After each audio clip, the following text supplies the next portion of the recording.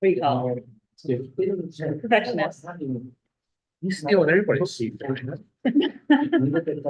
mean, I was just So that's, you know, it's another. going, I think it'll be fun with that too. Yeah, sorry, we were occupying your space. Different subject, but yeah. The birthday. Today? Yeah, mine, mine every day. Yeah, you gotta keep going. Oh, yeah. It's like, yeah. I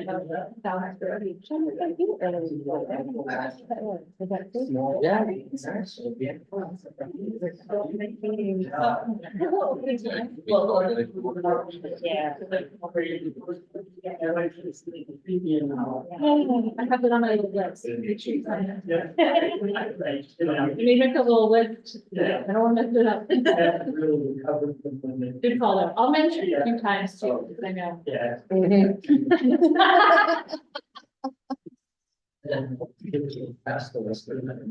We could totally do that. Yeah. I really, yeah. Yeah. Oops, we're. Oh, that's fine. I'm sorry. Who you are. If we get some. Should we get started? Sure. Okay, we're gonna get started. Before we formally call the meeting to order, just a reminder, as usual, if you do want to do public comment at the end, which again, we always welcome, you do need to sign in so the clerks have your name. So if you do not sign in for public comment, I will not call you for public comment, so sign in for public comment. I will say that again sometime in the middle, but there it goes. Can we please do roll call? And then I was great. Chair Angela. I'm here. Vice Chair Fabian. Here. Lieutenant Brown. Here. Marissa Lopes. Absent. Rachel Peterson. I'm here. Peter Camara. Here. Thomas Bagway. Absent. Sarah Engel. Here. Jessica Lance. Here. Nate Urso. Here. Sean Freeman. Here. Rosie Jadwal. Here. We have 10 present and 2 absent. We have a quorum. Awesome, thank you so much. As we get started, I'm also gonna have us go, as we did at the last meeting, go around the room, say our names. We're gonna do that in a moment. I also really want to thank Kyle Delgado, our Director of Project Management and Council. I think I also saw Trish here from our policy team. Oh, you're hiding over there. The clerks for always being so amazing, the solicitor's office, and then we're also joined by Director Argumanian from Public Property, who isn't technically on the task force, but is like totally one of the most active task force members. So we're just gonna add you on for all the great work you've been doing on lighting.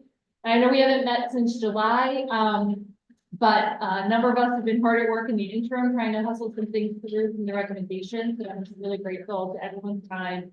A lot of you took me up on the opportunities for the one-on-one meetings in the interim. Also still open to that. Those calendars get a little tighter when council starts meeting. So just like, sorry. So before we go into our two topic areas, we've got the presentation on lighting conditions on North Main Street, some of the what are we going to do about it, and then a really awesome presentation from Ripta. It would be great if some folks who are watching online, if we could just go around the table and say who we are and what agency we are, because that's feedback I've gotten from folks watching online, is that they don't know who we each are because they can't read our task cards. So Sue Anderbaugh, Councilwoman from Ward 3, Chair of this task force, President of Cal Canada. Bill Brown, Police and Senate Province. Sean Raymond, Rhode Island Department of Transportation, Office of Safety. Sarah Engel, RIPTA Planning Department. I'm Rachel Peterson. I'm here as a Ward 3 resident who uses primarily non-car transportation. I'm Jess Lance, the Director of Special Projects in the city's planning department. Peter Cameron, I own the sandwich shop located at 1253 North Lanes. David Shine from the water park. Kyle Delgado, Director of Project Management for the City Council Office. John Armstrong, Director of Public Property. Marissa Beloso, Assistant Clerk in the City Clerk's Office. Claire Gerard, Clerk Liaison, City Clerk's Department. Nate Urso, I manage traffic engineering in the Public Works Department. I'm Rosie Jadwal. I'm the representative from the Green and Complete Streets Advisory Council. Also a transportation engineer, and I live right off of North Main Street. Jamie Kahian, I'm the vice chair of the task force representing the Providence Streets Coalition. I also live right up North Main Street.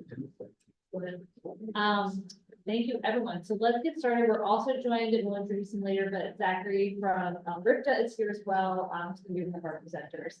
But let's get started with the presentation on lighting conditions. Can we please read item number 1 into the record? And then we have some guests online who are going to join us for the presentation.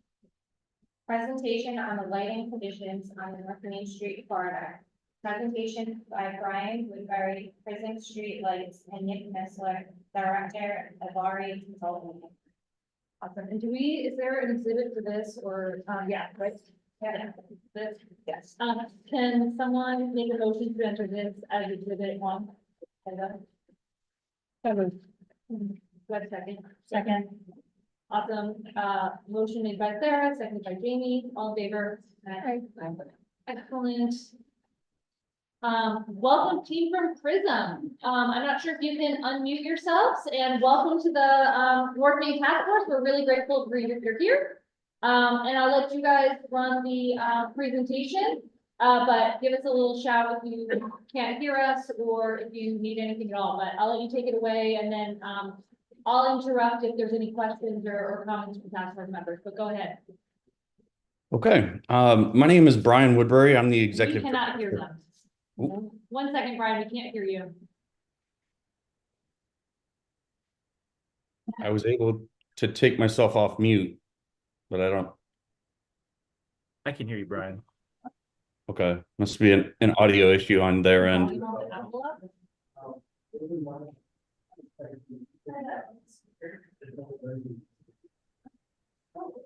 They don't seem to have a chat feature to where we could alert them. Yeah, I think you're right.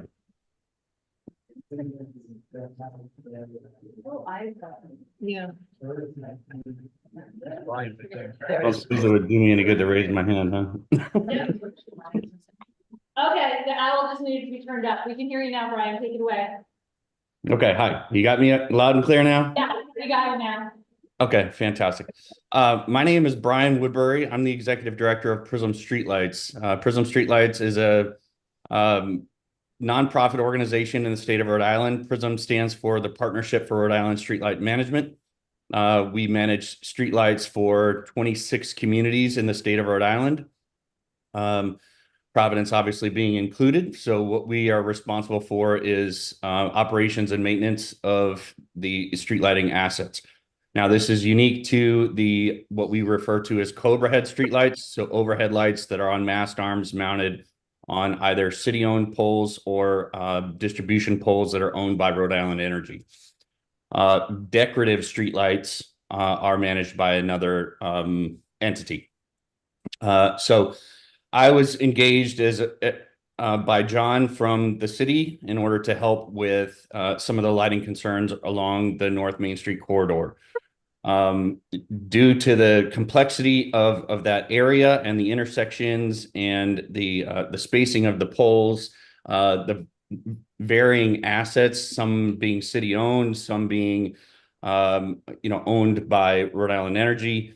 I elected to bring Nick Messler from Ivari onto the team and to help because his company has developed a tool that can utilize the data around manufacturers' data for lighting and model it in 3 dimensions so that you can actually look at essentially what the lighting design is meant to do, where the lighting it should be based on what are referred to as the IES files.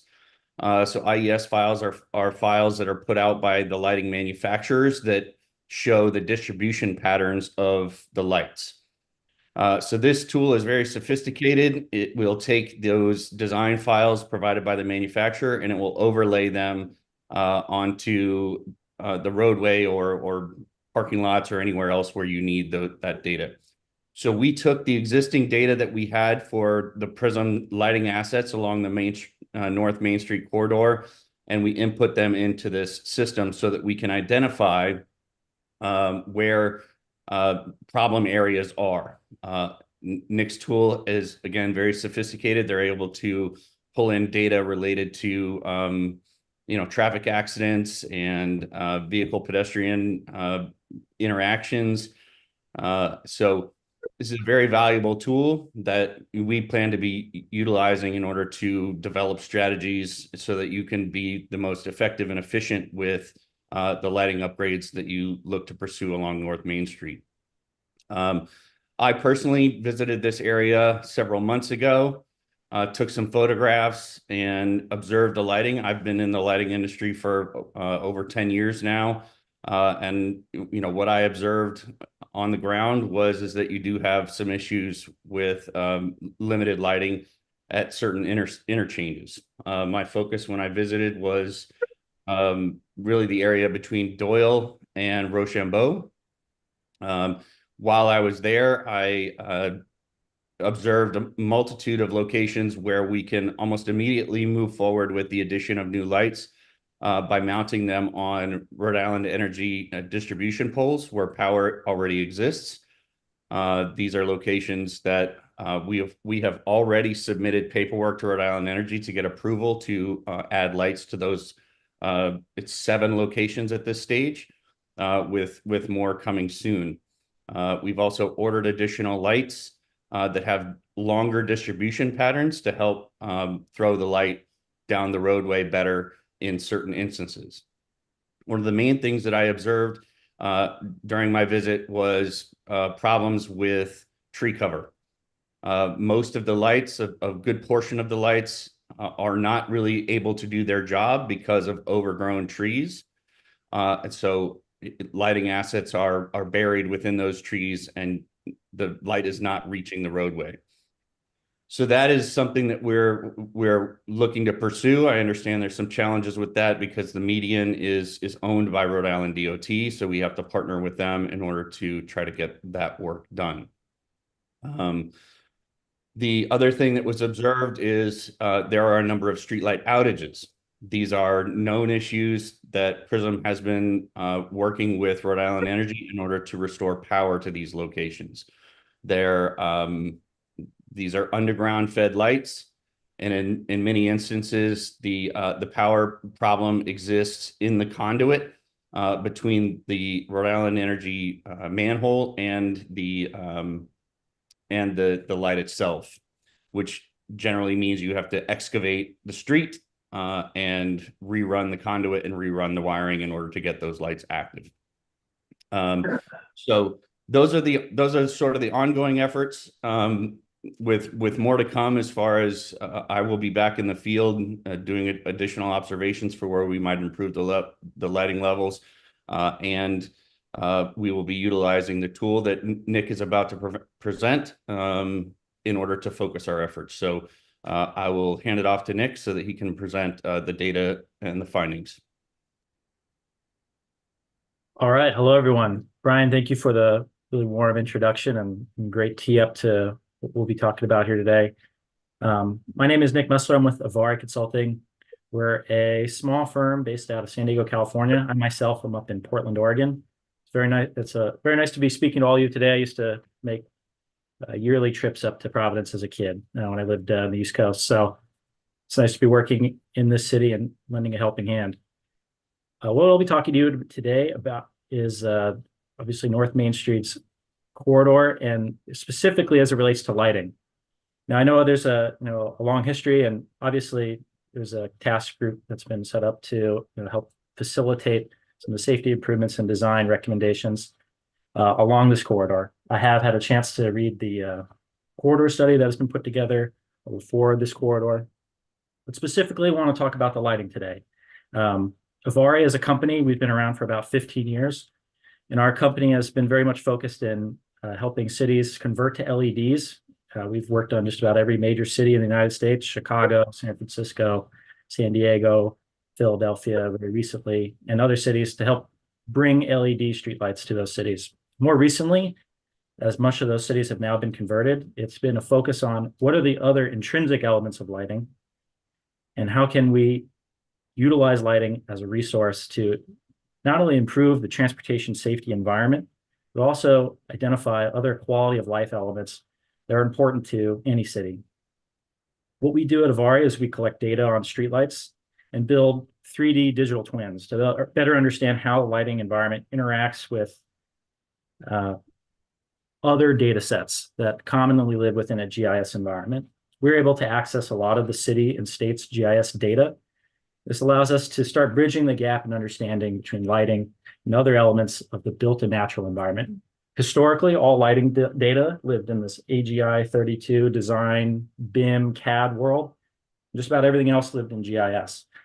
What we've been able to do is bridge that gap so we can start making informed decisions about where the gaps in lighting are in the infrastructure, and not just evaluating what the problem is, but actually start making concrete recommendations that minimize cost and utilize the existing infrastructure to the extent possible. What you're seeing on the screen here is an example of just that. Typically, we've been brought in to build citywide models of lighting infrastructure.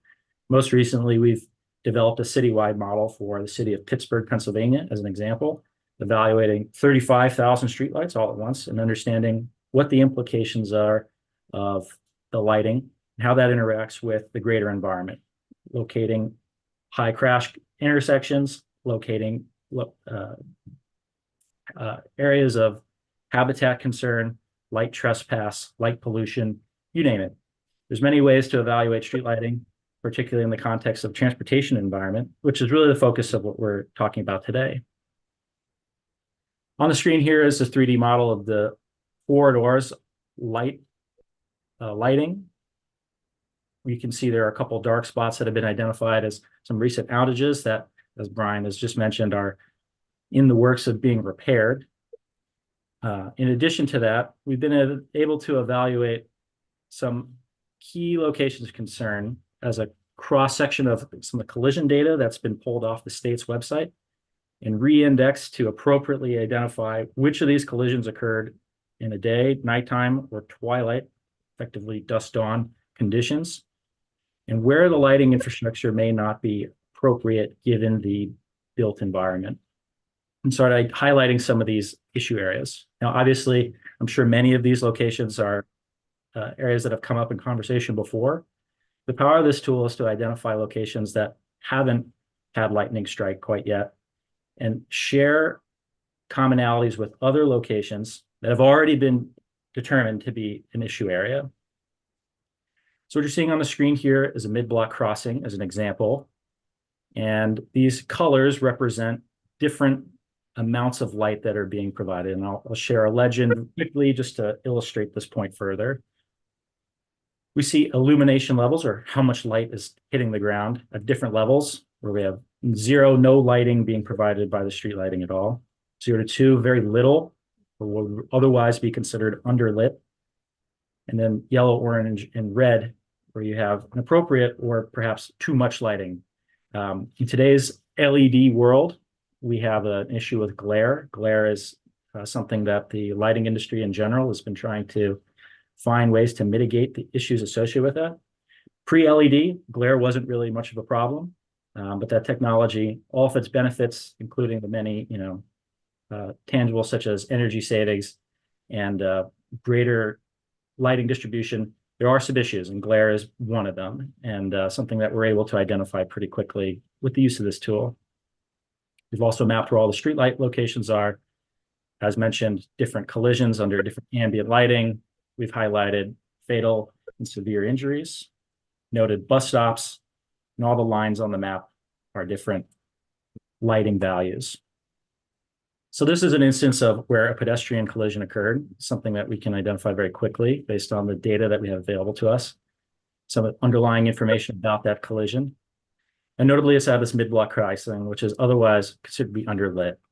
An important aspect of lighting, and something that's going to be taken into consideration, is positive and negative contrast. If you're familiar with photography or the theater, if you're familiar with the silhouette effect, effectively, if you have a light source behind you in an otherwise dark room, it can appear have a silhouette effect around you. That same phenomenon plays out in street lighting. So the location of the street light is a very important consideration to make, and something that's going to be crucial in making safety improvements along this corridor, and something that we'll be able to highlight easily with the use of this tool. Effectively, we want to ensure that light is shining on a person consistent with the direction of travel so that a driver can see that person. I'm going to scan through a couple of different locations that we've identified as potential issue points as a result of some of the analytics that we've done with this tool so far, and highlighting some of the areas of concern. This first intersection here is at Washington Place. Notably, a number of these crosswalks are underlit. Also had one pedestrian involved collision that has been experienced at this location, and a number of bus stops. We see very similar circumstances play out along many of the intersections along this roadway. And this isn't to say that the city and Brian Woodbury Prism Lighting hasn't done a great job at identifying these issue points as the needs and the requirements for lighting have evolved. But it's important to note that a lot of street lighting is legacy systems. A lot of street lighting systems were first installed back in the 50s and 60s before we really understood the science of lighting. And even so, since then, the neighborhoods have changed, the uses of roadways have changed. We haven't necessarily always upgraded the lighting appropriately. Anytime you change the use of a roadway, put in a bike lane, remove parking, it's incumbent on the civil engineer to ensure that the lighting is consistent with that design, because the use has changed and the original intent of that lighting design is no longer true. So just about everywhere we've worked, every city in the United States that we've worked in, they have legacy systems that aren't necessarily appropriate to the modern day. Something that we do is evaluate what these different needs are based on things like land use, pedestrian, cyclist, vehicular activity, proximity to schools, parks, transit stops, presence of bike lanes, crosswalks, sidewalks. Start evaluating what some of these priorities are, such that the lighting environment is bespoke to that location. This is at the intersection of Thomas Street, notably several pedestrian-involved collisions that occurred during the nighttime and twilight hours. Now, as we go through all these again, I'm sure many of these will stand out in your mind as issue points that have been mentioned in the past. And while the purpose of today's discussion is not necessarily to get too deep in the weeds on what any one intersection's improvements could or should be, the point is that we're demonstrating that we're taking a renewed focus on this issue with lighting as a safety countermeasure. It's a fairly new concept for a lot of cities in the United States. I believe it wasn't until about 3 years ago, November of 2021, the Federal Highway Administration effectively announced that street lighting is a proven safety countermeasure and that you can save lives with street lighting. They've identified that pedestrian-involved collisions at intersections, for example, can reduce collisions by up to 42% at night, which is very significant and frankly, just about a lot better than any other safety countermeasure that you can implement. And it's fairly low cost. It's a lot more inexpensive and potentially politically non-viable than something like a roundabout. I've sat in very many city council hearings on installing roundabouts, and well, I'm sure you know not everyone's on board with those. Lighting is something that is one of those low-hanging fruit options. It's relatively inexpensive and easily implementable. Something that we're exploring and further with this tool is serving as a basis for procuring grant funding.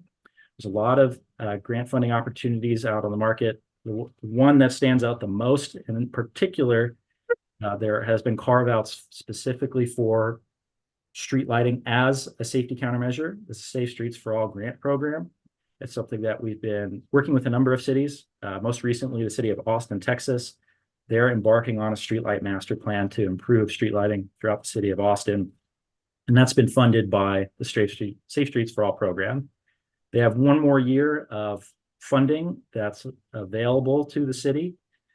After that 5-year grant cycle will be over. I'd imagine, although I can't necessarily speculate, as we don't have a crystal ball, that there will be some other sort of grant funding opportunity that the city, I would highly recommend pursue.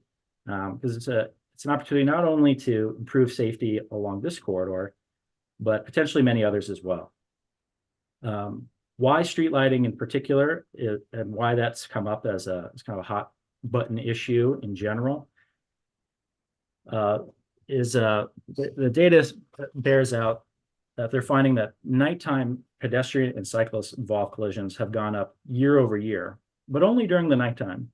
They've found that effectively over the last 15 years, there hasn't been any increase in pedestrian and cyclist involved collisions in the daytime. We have seen that go up year over year in the nighttime. What's not necessarily clear is the underlying reason of why. There's been a lot of speculation on things like, for example, cell phone use or heavier trucks on the roadways. We have all those things in the daytime too. So something specific about the nighttime environment that's changing, or behaviors that are changing. Street lighting is really the primary way to counteract the increase year over year of nighttime pedestrian and cyclist involved collisions.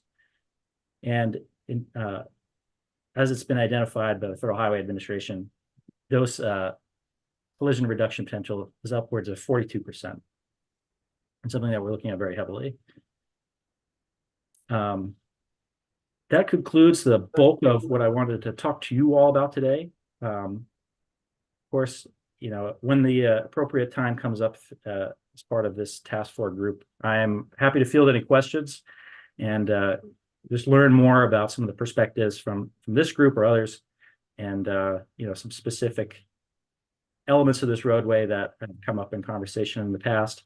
And if there's any insights we might be able to glean rather quickly just by zooming in on the lighting environment from this tool. Thank you for the time. Thank you so much, Nick, and thank you, Brian, for the presentation and for being at the meeting. Before we go to questions for folks, I just want to give a little additional context. That was really fantastic. And just tying it back to our prior conversation. So we'll remember in the meeting, we had the Streets Coalition with Jamie and others presenting on the amazing data they found and collected about street lighting on North Main. Over the summer, Kyle and I have worked very hard. Please undersell. Like, we were working really hard. We've identified a source of large source of funding that we're dedicating basically entirely to near-term upgrades to the street lighting on North Main Street, partnership with public property and RIDOT, and have brought together a conversation over the summer where we brought together, pretty recently, we brought together Prism, Rhode Island Energy, RIDOT, public property, and the council team to talk through, okay, we have this great tool, thank you so much, we have a partnership with public property, like, let's move forward on some real near-term things, like, they've already ordered some of the new, like, how is it the name? The little things on the top, yeah. So that it'll go out further into the sidewalks, while at the same time now we're ordering and preparing for some of these larger changes based on this data that we had. Let me just check here what else I have to do, and I really appreciate Nick's focus on it's not just where we've seen crashes already, but using this tool so that we're not just responding, but we're being proactive about places where there could be future crashes based on like where it's going. And really also grateful to Sean. We had a great conversation amongst us about the, you know, we both have lighting in some areas and also some really lovely tree cover that is getting in the way of the lights actually reaching the ground where it needs to be. And so we'll be working with RIDOT and probably also the Parks Department to keep up with the maintenance of the tree trimming and things like that. But also really appreciate the insights we've been getting from Brian at Prism, because it's not just about adding lights, but also what are the best types. He's brought in some ideas about like some like lower level lighting, things that can really highlight the pedestrian walkways. We've been working through some innovative things. So really excited for that partnership, you know, for moving this forward and working with Kyle and Trish and others to really identify this initial funding source to get things going. So kind of, I don't know if there was anything you wanted to add before we kick off with questions or comments. Yeah, so just to piggyback off what the councilwoman has been saying, we've been working closely with public property and their lighting contract with Prism to secure funding for the short term lighting activities over there on, Main Street. So we already had identified a couple of, areas like Ocean Bowl was one, Branch Ave, I believe, only Doyle. There's a few intersections that have been relatively problematic throughout the North Main Street corridor that we are, principal orders in for. This task force is also very familiar with some other intersections as well that are problematic, so we want to have the space to be able to perform the next phases of that as well, so we are looking at it from a comprehensive approach. I'm also interested in looking at like some of the side streets as well, into North Main Street, for lighting improvements. I think that is just as, important and relevant here in conversations. But these are the beginning stages of our conversation, marrying some of the data that coalition had going out there with, hard data and actually take some actual steps with some behind it. So we've been having these conversations over the last few weeks, during the break. And we are actually, John and I just conversations today with finance about securing that money under the contract that Prism already has with the city. So then we can go about, getting that going very soon. And we've already moved in Rhode Island Energy, since they own some of the poles / manage the system underneath. And made it very clear to them that this is a top priority and things should be languishing on their to-do list. So that was a thing that conversations that is underway and was made clear to them that this is a priority. I think they had things on a couple of work order and like, okay, let's just like get this done before there's any future. Because we very good. So Director, I'm not sure if you want to say anything. Also, welcome to the task force, which we've had you all along, so I'm so glad you're here now. I mean, everything to reiterate, and it's great work with these people. It's, we enjoy being, part of this. We want to be proactive, though. We want to be active. So it's, if I money, we spend it. Yeah. Get it up with. We've been finding the money and really spending the money, Director. Do folks at the table have any questions for either Brian or Nick or me, Kyle, or Director of the Union? Do folks have at the table start having any questions or comments? Any? I do, but Oh, Jamie and Mr. then you. Woodbury, Mr. Woodbury has his hand raised though in Zoom. Oh, who has, oh, Brian, hop on in. He Sorry, put it I up, didn't see he your put it up hand like a few minutes ago. Sorry, I didn't want, I just wanted to sort of, reiterate Kyle's point about, the side streets. So this is something that, I want to work with Nick on as far as sort of expanding the tool, because I think, the data around the lights on the side streets could really help us sort of expand our understanding of some of these sidewalks or these crosswalks that appear underlit. I think in order to get a really full picture, we really need to kind of expand the use of the tool to those side streets. This is something that, Prism can do with Avari, sort of offline, and we can, revise this data in order to make it more complete as we begin to make decisions. I also want to point out that, Nick mentioned the use of this tool and how sophisticated it is. What he really didn't talk about was the fact that we can model various different things. So it's very easy for us to say, okay, in this instance, we want to change the distribution type of this specific light. He can modify that in the tool and it will show you the new distribution pattern and see whether or not all of a sudden that crosswalk is covered, right? With just simply by changing the Cobra head fixture, as opposed to having to re-angle it or put in, a new pole or, mount new hardware. So that is part of the value of this tool, is our ability to really kind of remodel different things. And as we add new lights, so the 7 lights that we have on the docket for getting installed, that information can be provided to Nick, and then, he can input that into the tool and you can see whether or not it's, sort of mitigating the issues at that particular location. So there are a number of locations that we already have planned. At Branch Avenue, at the request of John, we already installed a couple of floodlights. So we can input that data and see how it's helping the lighting conditions at that particular intersection. So the goal here really is to make database decisions, not just sort of wing it. So I just wanted to make sure that that capability is clear, and that's sort of for me, part of the beauty of the tool is I want to make sure we're focusing our energy properly. No pun intended. Okay, that was great. Focusing our energy. And the last thing I just want to add there is like, we're looking to move on this as early as getting some of these installed this winter. It's not lost upon us that we're entering the time of year where we start earlier. Thus, kind of compound some of these lighting issues. So we're looking to move on this as fast as getting some, the first phases of these installs.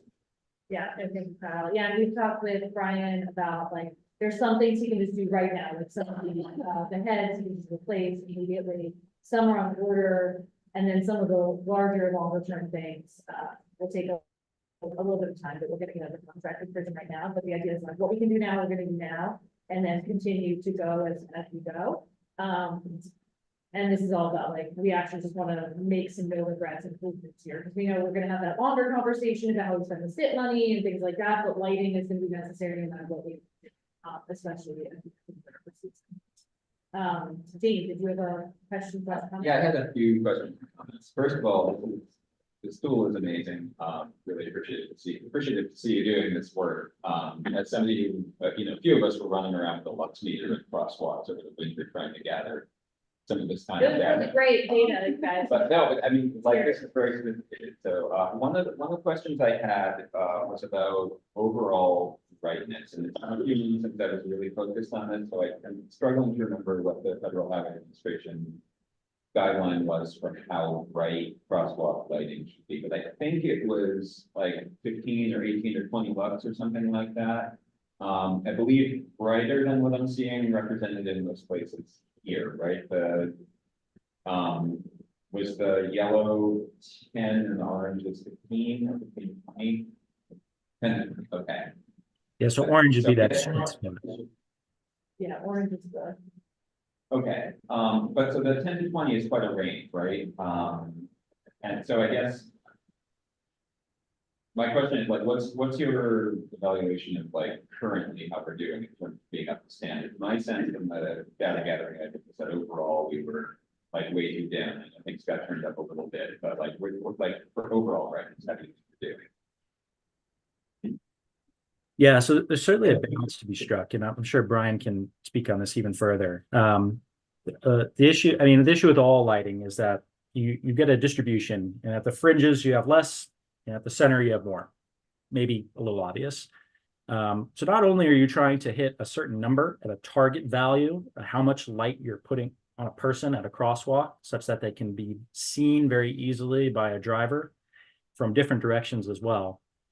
You also have to mitigate the highs and lows. You need to get a uniformity ratio between how much the high points and the low points, such that the overall pedestrian and driving environment doesn't create an instance where you're traveling between areas of very high brightness and dark spots. And that transition between dark and bright while you're driving, particularly at night, and particularly for those with aging eyes and difficulty seeing, the brain just can't keep up. The eyes don't transition enough. Someone once joked that eyes are a legacy technology that we're all stuck with.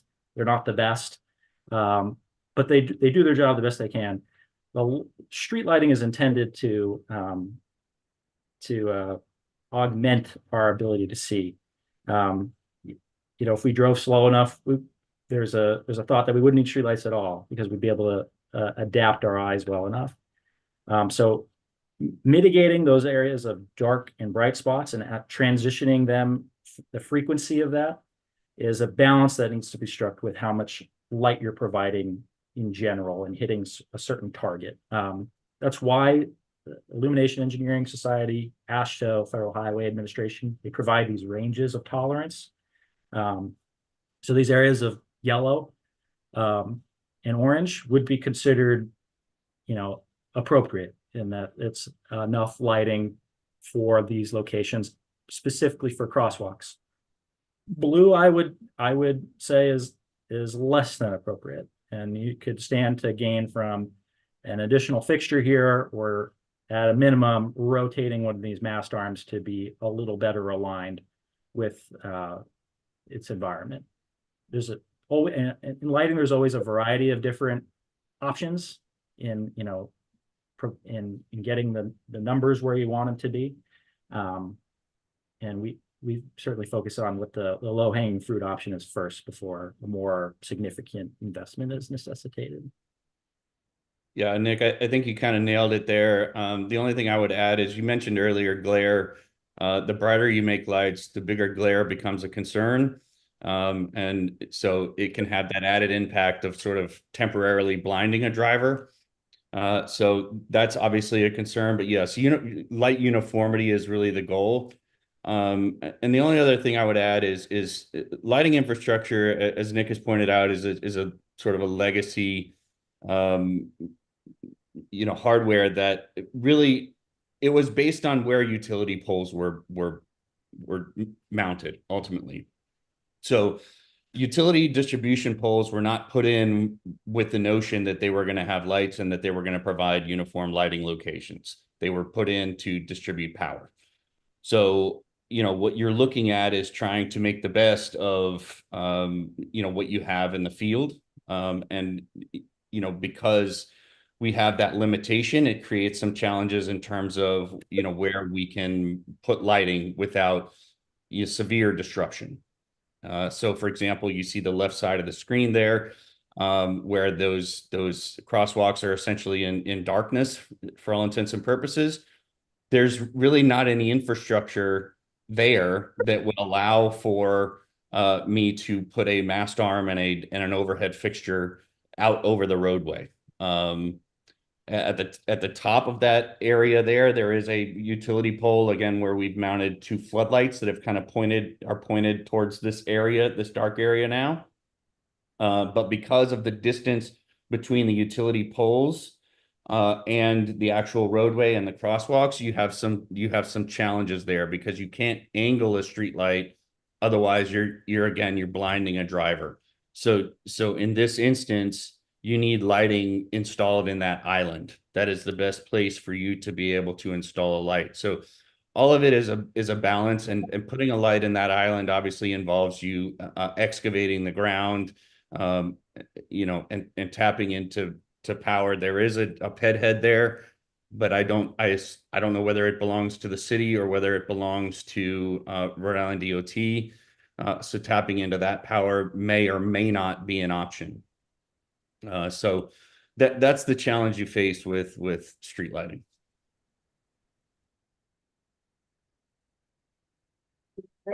Question. You talked about the direction of light and not wanting to like that when the silhouette pedestrians in relation to driver's perspective. I'm just curious, does your software kind of take that into account in terms of showing us like trouble spots in terms of lighting correction currently? Yeah, the location of the streetlight points, where those are mapped in proximity to a crosswalk, we can identify the distance to those locations and use that as a means of flagging where those issue points might be. Those are typically done at scale. In a corridor study like this, where we're not looking at 20,000 lights and tens of thousands of crosswalks, it enables us to focus a little more directly on some of the other elements of lighting. As an example, this is something that we did for the city of Pittsburgh. We quite literally mapped every streetlight in the city. So we were able to identify all the issue points. For the city of Pittsburgh, we identified close to 200 intersections that necessitated some sort of lighting review. What the actual execution of that is going to vary location to location. We do have a way of developing a method that we've used in Pittsburgh and elsewhere that through a series of checks and flags, does it meet a certain criteria? And if so, this would be the recommendation for improvement. Starting off with, typically the cheapest option to get, what's effective and is going to meet the criteria that we're looking for. Rotating mast arms, putting in a different light bulb, and then finally installing new fixtures altogether. Thanks. And I have one more question and comment on the pedestrian crash data that you have, I think you said that you used RIDA data for that. That's correct. Okay, the Providence Streets Coalition did a project where we actually, a few months ago, pulled all of the, like, the full crash reports from the city. And we refined the GPS coordinate, for all of those crashes, in some cases down to, you know, like we read the narrative that said it happened in this crosswalk, and put the point in this crosswalk. If it's helpful to your model to update like more precise locations, like this intersection we're looking at right here, I know some of those points should be clustered in that crosswalk on the western side of the section. There's a map of that on the Providence Streets Coalition's website. I don't remember if the table of the GPS coordinates is available to download. If that's helpful, I can get that to you. I did actually see that on that website, and I commend whoever led that effort. We would happily take that information. You know, this is something we did as a pilot project, just to demo our capabilities. So we took the data that's available. We can definitely enrich that data even further. One thing I will recommend that we do is we take a look at the date and time of those collision locations. Avari has done a number of studies evaluating statewide crash databases, and we often find that many collision points, particularly among active transportation or pedestrians and cyclist involved collisions, that they're often indexed wrong for night, dusk on, and daytime, and upwards of 20% of those collisions could be indexed inappropriately. We've built a tool to automate that process and identify exactly what the lighting condition was at that time of collision, which will tell us whether or not a street light really would have had any effect one way or the other on preventing that collision. So that's something I will recommend that we do, but I would very happily take that information, and I'll provide my email to make that happen. Great, thanks. And to that end, you know, Prism will continue to work with Avari on expanding the use of this tool. As I said, I want to add some of the side streets so that you can really get a good picture of what's going on at these intersections, because I get the feeling the one we're looking at here, there's definitely some lighting up there in the gray area where it's, you know, really just the imagery that would overlay towards the purple. So really, in order to get a clearer picture of what we're dealing with here, I do want to expand that, and that's something that, you know, Prism is prepared to kind of bear some of the costs in order to, you know, make it so that we can move quickly on this and really identify, you know, areas where we can improve right away. Realizing that we have another presentation, I don't want to keep you guys forever, but Brian and Nick, are there any things that would be helpful for you to hear from task force members, like as we move forward with this work? Like, if you have any questions that you'd like us to answer, or also just to say out loud, Brian has my contact info, so anything you want shared, we can get that back and forth. But Brian or Nick, anything else you want to ask or have to provide input on, or anything like that? No. Go ahead, Nick. Go ahead, Nick. I know this group, Brian, has a much deeper history with this corridor and the city in general, and we don't want to just come in and pretend like we know everything. If anything, if there's any thoughts or things you want to send me, the collision data work that's been done, for example, we'll happily take it. Anything that is worth noting along this corridor, that's useful and something that we can likely incorporate into the model and yield even better results. We'd be happy to do so. Yeah, Nick and I are happy to kind of geek out on any data you're willing to provide us. This is kind of what we do for a living, and we're here to help, and we're grateful that we have people like you that are taking an active interest and are there to support us. It's generally can be very difficult to get clients engaged and have them understand the importance of lighting and its use as far as ambiance, safety, security, et cetera. So thank you all, and we look forward to helping you guys move forward with solutions. No, thank you guys so much for being here. Did anyone else have any final questions? Oh, yeah. I mean, I had a couple of questions. Oh, yeah, go for it. Oh, yeah, before we lose you, we just have a couple more questions, Brian and Nick, and then, yeah. So my first question was whether there's a way that we could access this, like if we're able to play with the tool ourselves in any way, or if there's like printouts or something that we could look at that have more detail than the exhibit. Did you answer the question, if there's a way to interact with the tool at all, or any additional printouts or anything? Yeah. So all I have to do is share you the link. It is password protected at the request of Public Works Department. Could talk to them. I don't know, but I'd like to share it. We can follow up on it. that. Yeah, we'll talk about that, okay. The director and I will talk about that afterwards, yeah. Right, my second question was, you had mentioned there were 7 spots for putting new lighting. Correct, there's gonna be more, but there's 7 work orders that have already been put in, as I understand.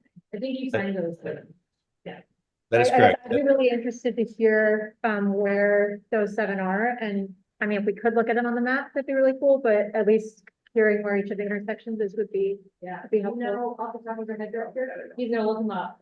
I can look them up. Yeah, I'm not sure that, so there are 2 near the intersection of Rochambeau. So if you look at the Rochambeau interchange, there's a pole on the far side opposite of where Rochambeau comes into North Main.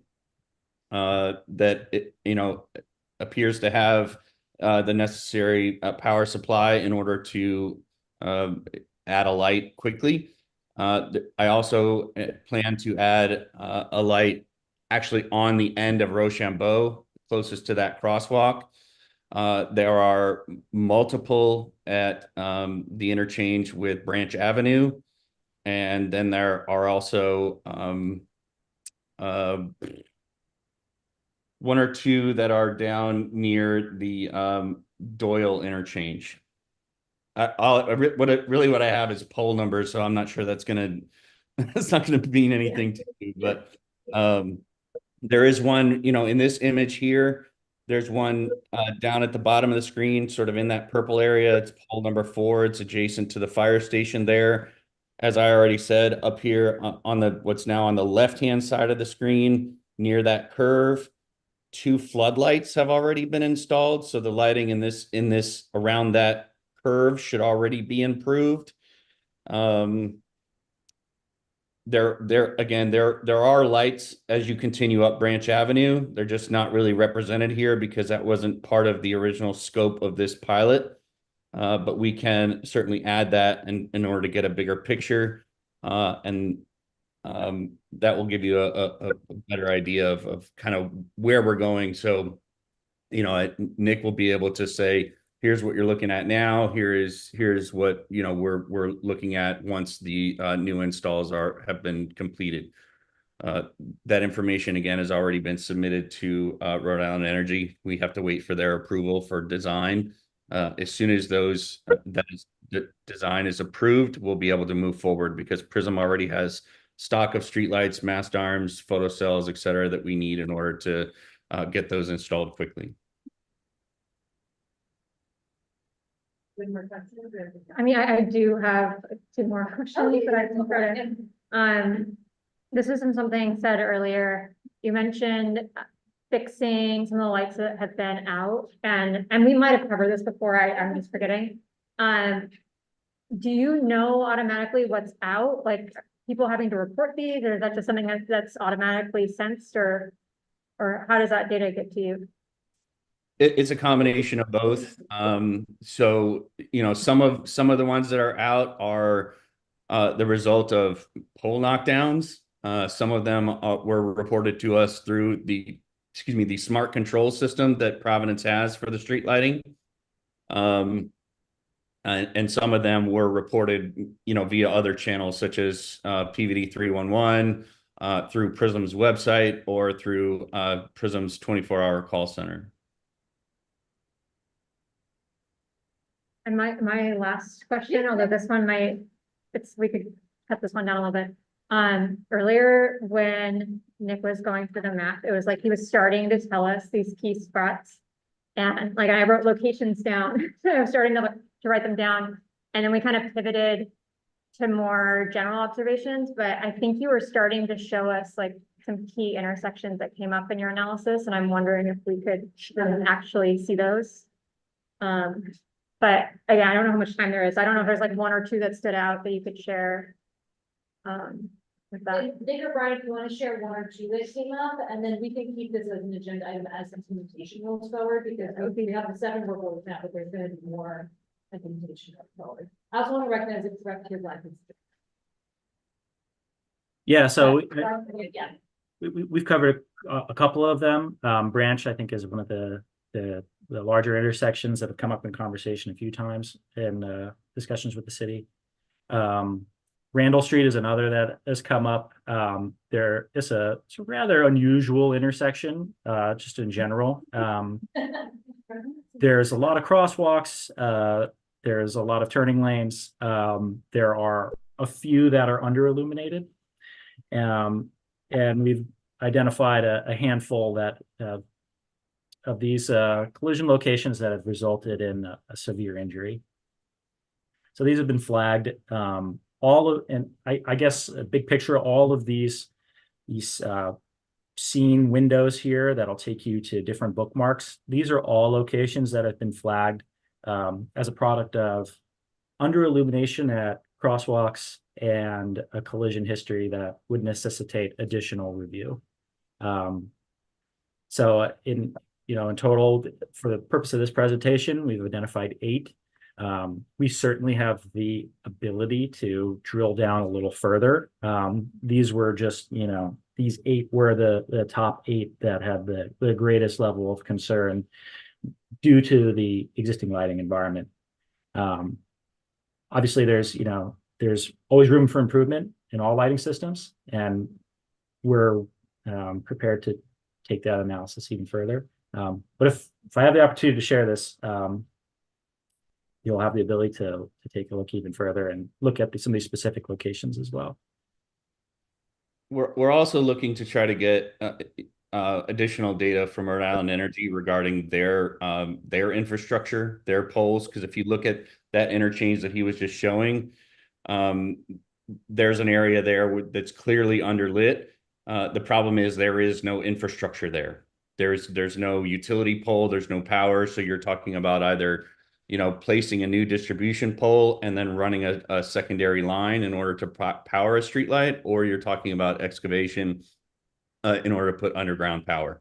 So we're hoping that Rhode Island Energy is going to share some of their infrastructure data with us so that we can overlay it on here very much like the streetlights are now, so that we can see where that data coincides with the problem areas. That way, again, we can move quickly on, making decisions and submitting paperwork to Rhode Island Energy.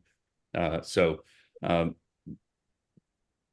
of this is sort of underway. I continue to work with Nick on refining this and using, the data that we have thus far in order to identify opportunities. Thank you, Brian. Thank you, Nick. And I really recognize Sean and you're Sean, Kyle, and the director, but should also include Sean in this because right out relationships with the management.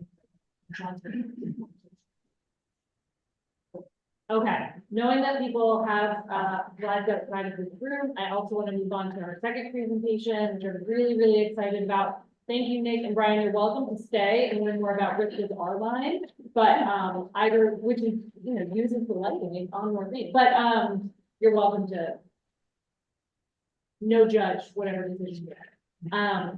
But I would love to ask the clerks to please read item number 2 of the agenda. Presentation from Rhoda on the updates to the R line. Presentation by Zach Hagan, the principal planner, Rivka Engle, director of long range planning. Awesome, and we have 2 exhibits. Should we just be one or should we have one? You choose that one? I would do a separate too. Okay. Can I have a motion to make this one exhibit number 2, please? So moved. There a second? Second. Okay, moved by Jessica, second by Rosie, and then can I have a motion to make this one exhibit 3? So moved. Second. Okay, I was like, all in favor? Aye. Okay, cool. Did you get those, Claire? Yeah. And welcome up Zach to give the presentation. Where is it up there? See if your computer to. Yep. Okay. Which one do you want first? Let's do the one that's in there. That's the faster of the two. And one dead. Whatever works for you, you're, Yeah. The first one is more than update. and that the moving to the next, that wasn't just trying to speed us along, that can be taking much, like, I want you guys to do this, and people should look at that. I didn't want to. And I may have to slide out as I sometimes do, but, Zach, you can. If you do that, I Say- Yeah, you can also take Lieutenant Gramster, so, yeah. Yeah. Let's do that. And Lieutenant Brown apologizes, he needs to leave, but he says he's available if anyone has any questions, particularly the police about Spain. And he gave me his cell phone number to give to anyone here, so. Very nice. Awesome, thank you, Zach.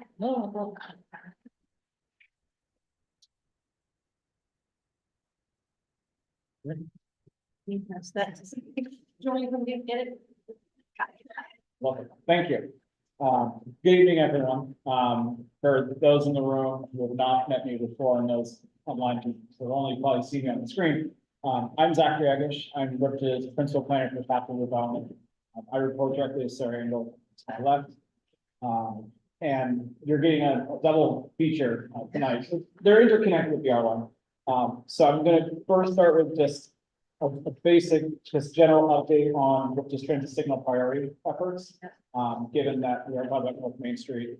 And then I'm going to shift over to a larger capital planning effort that we probably started to hear some rumblings in social media and on our website. And I want to give a more formal introduction to what I actually did an original presentation on back in March, just to give a small snapshot. But now we're publicly in the process of the project, and I felt it's appropriate for this group to hear more about it and to hear about next steps. So I'm going to start with this one. Feel free to ask questions at the end of it, or you can wait until both are done, and I'm happy to work. So that said, this works. That's gonna go towards the computer. Oh, It should work All right. on the angle. Let me turn. we're going to try this. Are you using the two side arrows? Yeah, I turned it on. Are you using it? Because it just works for me. All right, I'm just going to have you. Can you just hit it and? Yeah. It's probably. Okay. Oh, there we go. All right. Okay. You make myself useful anyway. Teamwork makes the dream work here. Okay, so first things first, what is transit signal priority? Ultimately, it is really focused on adjusting the timing of traffic signal red and green light cycles to reduce the amount of time the transit vehicle spends waiting at a red light. This has been a growing trend for a lot of transit agencies across the country. Prior to TSP, it really was more focused on emergency vehicles and helping them reach traffic incidents, fires, major crimes in an expedited manner. But it's since grown to be used for transit. And ultimately, what we're doing is we're making minor modifications to these cycles or the phasing in the cabinet to take into account the presence of that vehicle approaching the intersection. And ultimately, the main purpose of us doing that for transit is really to provide faster, more reliable service. And so the most common methods are really these three that I have here on the screen. Holding a green light, usually up to 10 seconds for an approaching transit vehicle. Shortening a red light for a transit vehicle waiting at the light. So let's say the bus is waiting at, I'll use Olney as a good example of, the bus may get to the intersection, say, you know what, I need to shorten the red light by 5 seconds.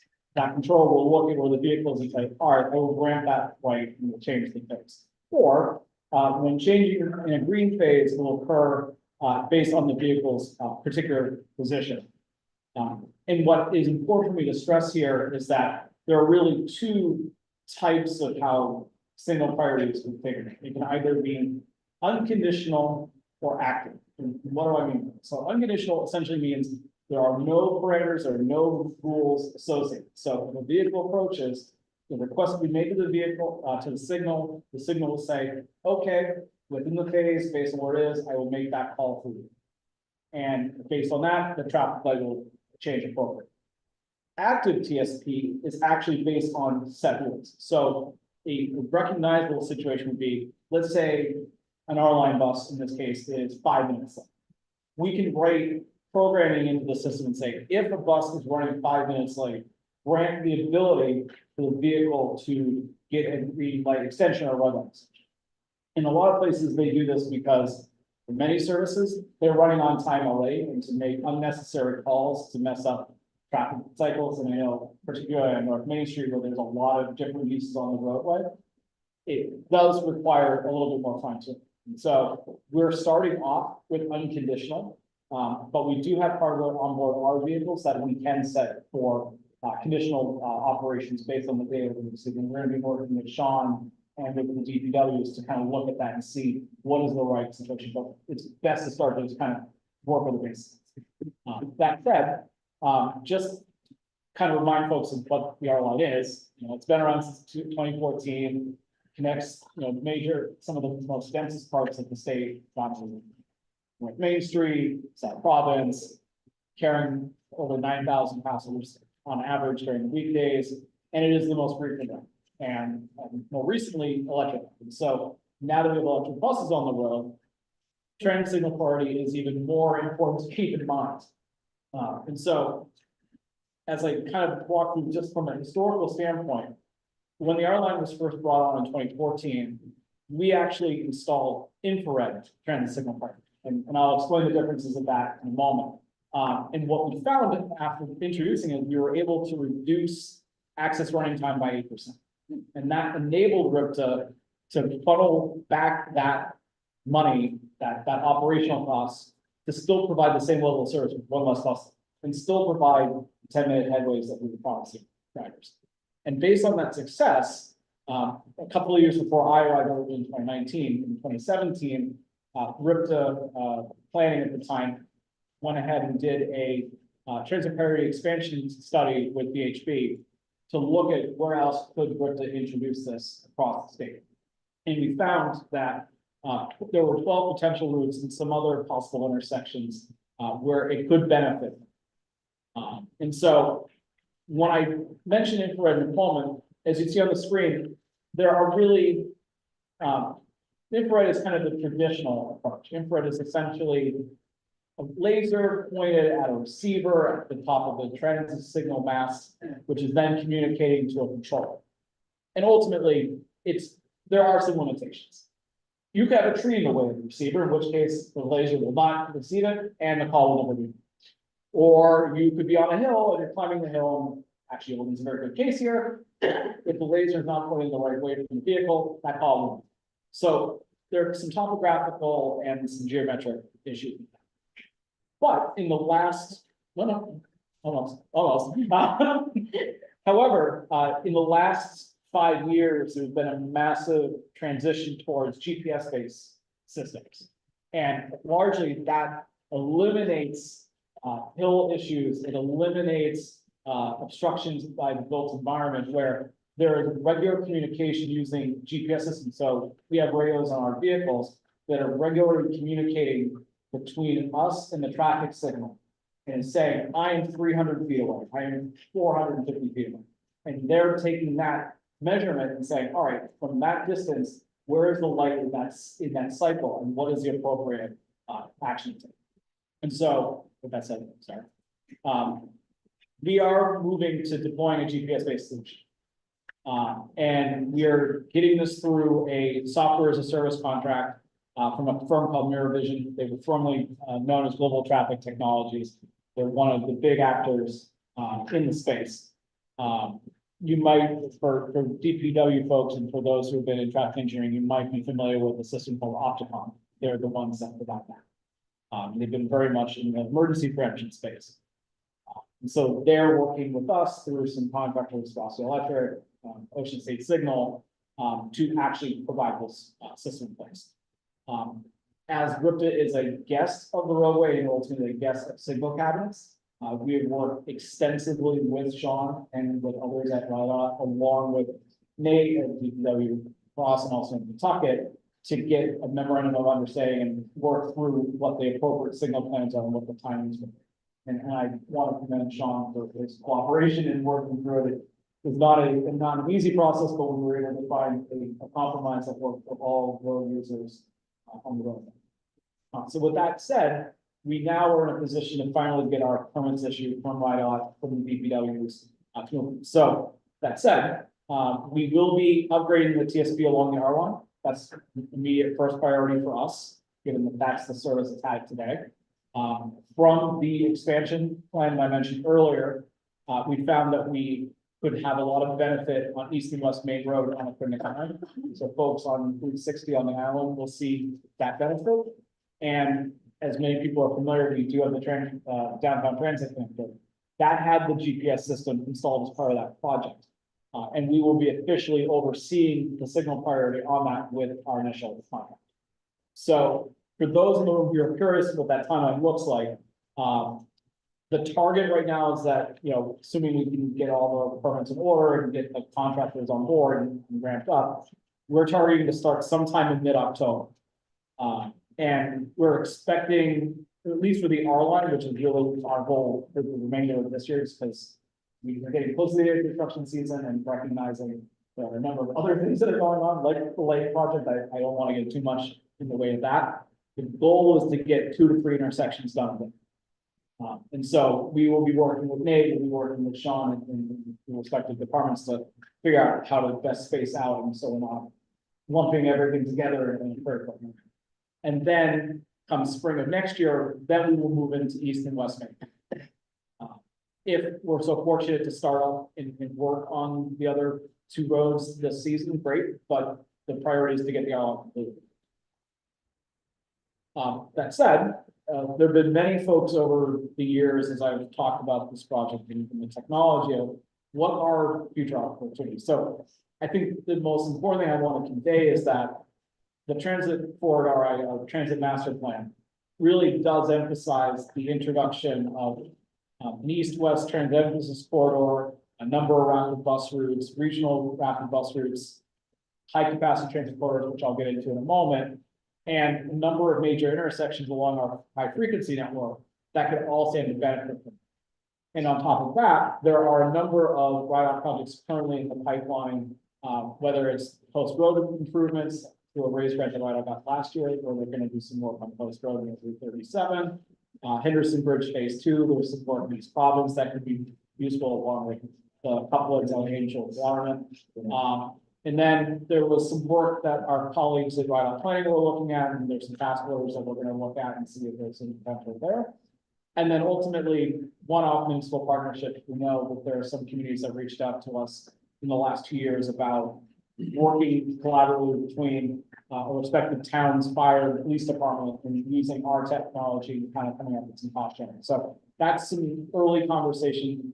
It's still in the works, but ultimately there will be a lot. You will see an increase in the reliability of our line, hopefully by the end of the year.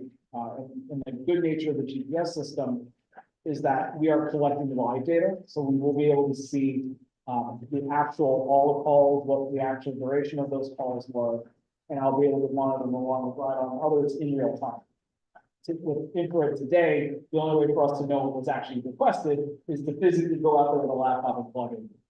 So there'll be a lot more data for us to actually work with. So I think we'll be able to have a more extensive conversation around transit priority from this angle, along with how that matches with other deployments and opportunities in the coming months. So that's it. Rosie, you have a question? You have a comment? Yeah, I do. Yeah, I had a couple, So, yeah, this is great, and it's really important, to make, transit services as efficient as possible. I'm wondering, in the cases where that might conflict with some of the LPIs and other kind of crosswalk, interventions that have been implemented so far, I guess how are those being, kind of married together with TSP kind of cutting out 5 seconds and LPIs adding 5 seconds and that kind of So this is the tricky bit around deploying signal priorities. There were a number of timelines all going on at the same time. RIDOT had a number of projects that were going on. The city has had a number of projects going on, and obviously they work with the task force in more recent months. So what will be happening is, once the system has been put online, we will be working with BHP, who is the on-call for traffic signals for RIDOT, and we'll be fine tuning the network and be looking at what was put in the packet. So if there's an LPI that was introduced by, say, the city of Providence, we will work to try and balance out and find the reasonable balance. Like, I don't expect, and we had this conversation as a group, Ripta is never gonna get 10 seconds of a traffic signal. You know, commonly it's usually around 5 to 7. And in some instances, you know, it may just not be possible just based on the cycle. And that's where this data is gonna be important, is maybe there are intersections where the conditional approach is more appropriate, and the hardware on the vehicles in the future proof to enable us to do. So we will know more over the next 6 to 12 months of what is the appropriate form. So we can definitely have those conversations. And then have opportunities like queue jumps or dedicated bus lanes. Are those kind of the next step or evolution? I know queue jumps can typically like work better with LPIs because it can be the same amount of time that are given to the bus to get a head start as the pedestrians are getting a head start. So just thinking. So the downtown transit connector right now has a set of queue jumps right in between, please correct me, Nate, if I get this intersection wrong, right around Pine Street. In that area, we have a set of queue jumps. Largely just because there wasn't spacing for us to put bus lanes on that particular stretch of roadway. You know, that's certainly not off the table in the future. I think it comes down to road geometry, it comes down to traffic signals, and we would be working with Nate on that point. From a bus lane standpoint, you know, and I think we'll definitely be talking about that particular when we talk about the metro connector in a moment. You know, at the end of the day, we'll be working collaboratively with the DPW and the RIDOT when it comes to those kind of things. But it's certainly part of our long-term vision to implement as much transit priority elements, whether it's TSP or bus lanes or what have you, as possible. So it's definitely on the table. And then will this real-time information also be available to riders? The kind of GPS location of buses and all that. So that is currently available. So TSP and kind of what you're describing, which is GTFS, which is the general transit feed specification, which is the data we run from our scheduling software. That is still an ongoing conversation around how we continuously do that. That's based off of a different set of hardware that's on our vehicles called computer aided dispatch or automated vehicle location. There is a lot of finessing to still work on. And it constantly improves, technology constantly improves, but it is a conversation Sarah and I have had with others internally about how to improve that. But I definitely something I want to introduce in a larger extent across the network, to say the least.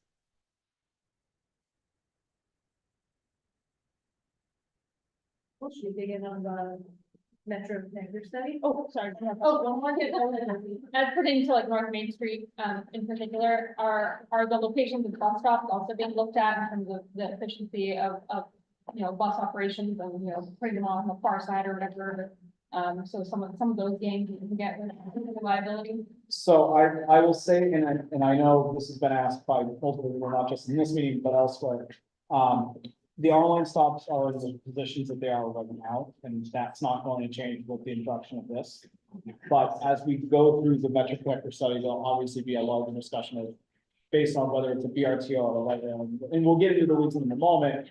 That's when we'll have a much broader discussion of, all right, if this roadway were to be part of this eventual study, what does that mean for stop locations of the airline today? What does that mean for stops in the future? So we will definitely be having a conversation through this study. So this is kind of like the short term versus the longer term planning. I mean, TSP was going to be introduced, whether it was with the R line or with future high capacity, it's kind of part of that larger package.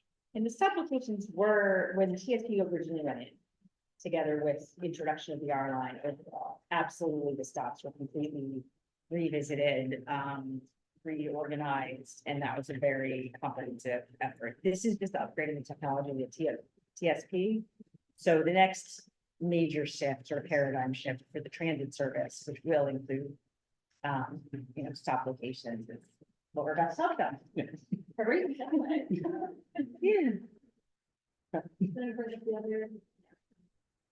We can probably start talking about the agenda. As Claire's bringing that up, so as I mentioned earlier, I did give this task force kind of an early introduction of the project. It's really early days since we were just in the process of finalizing our contract with Nelson Nygaard. So there wasn't a whole lot I could really share, but since April, we've made a lot of segue and we're getting prepared.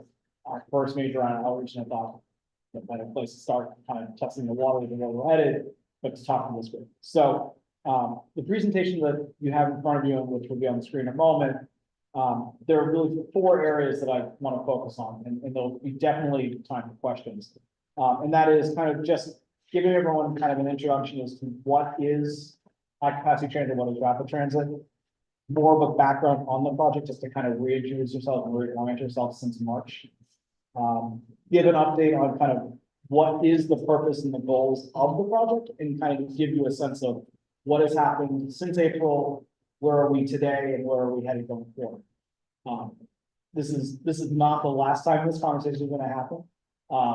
There's a lot of work ahead of us. This is just the very beginning. So feel free to ask questions. If I can't answer them tonight, I'm sure they'll be answered in the public meetings will be answered fairly soon.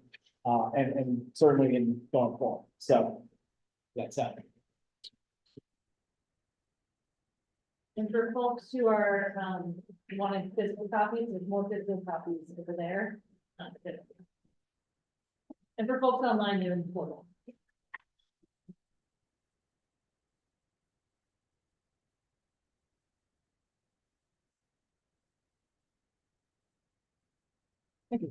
All right, so, that just sort of walked us through what our agenda is, so skipping ahead to the next slide.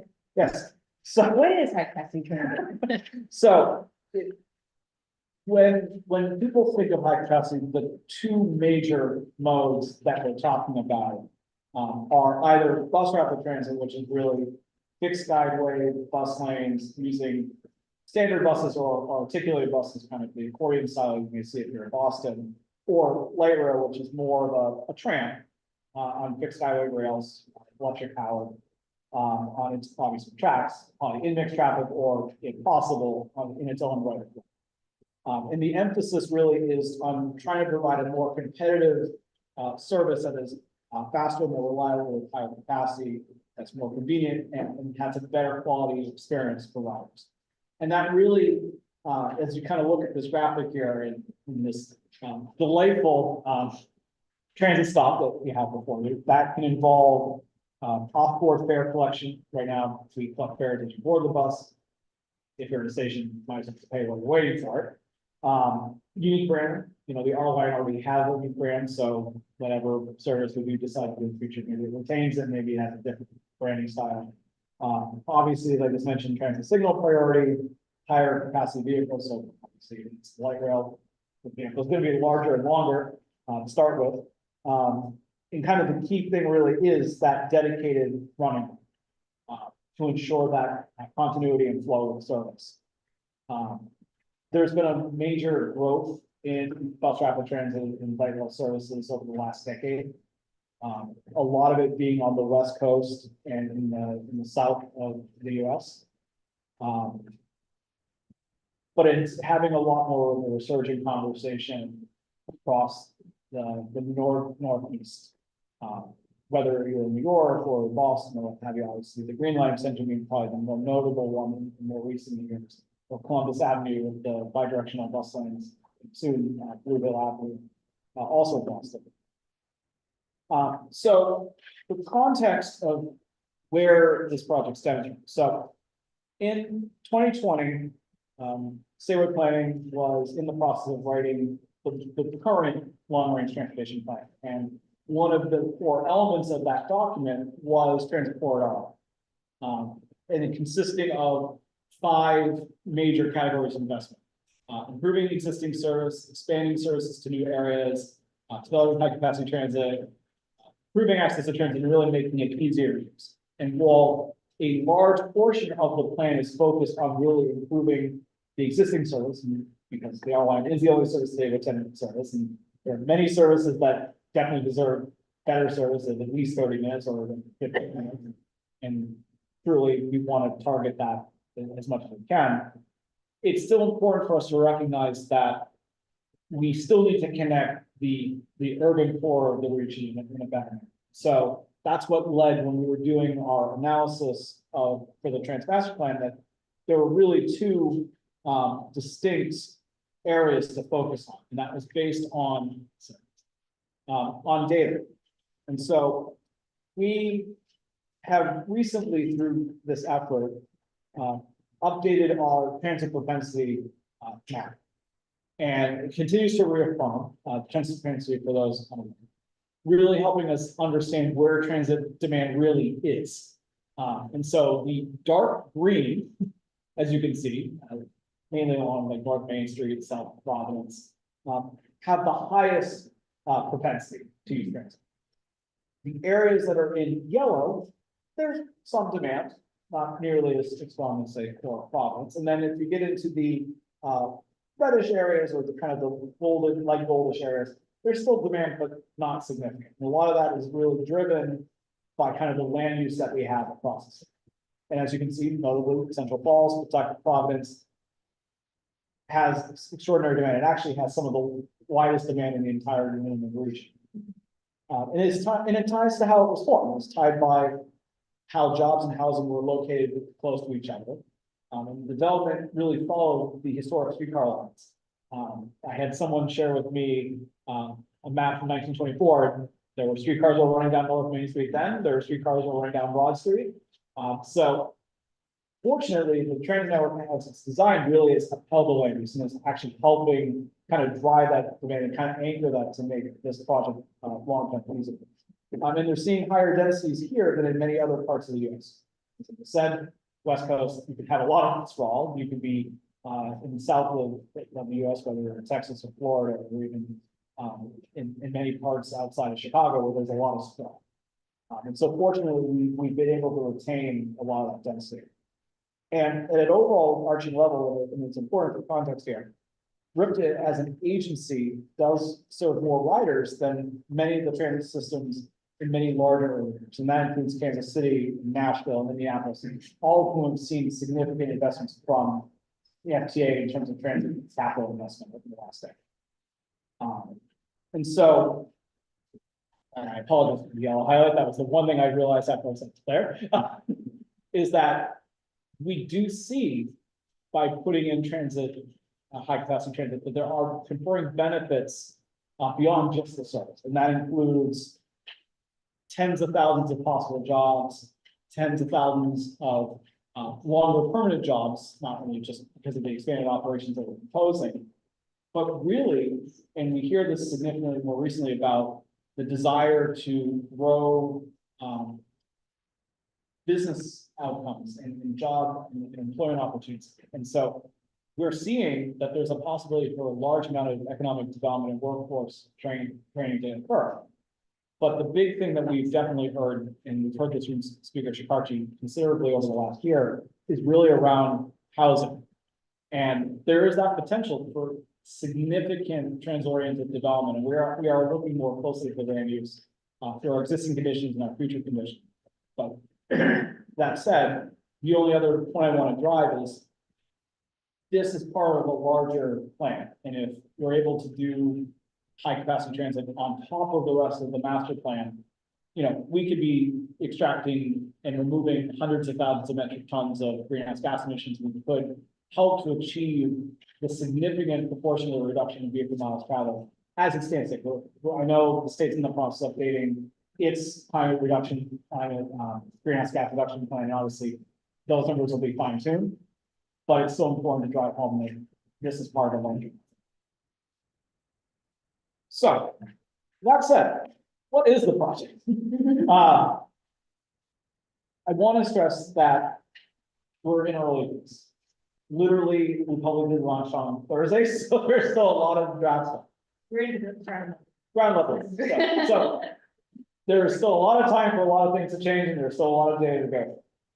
So as it stands today, the project purpose statement that we've worked on with our working group is that the Metro Connector study aims to find ways to provide fast, reliable, and frequent transit that connects major transportation hubs, downtown areas, business districts, large commercial areas, and neighborhoods in the Providence area.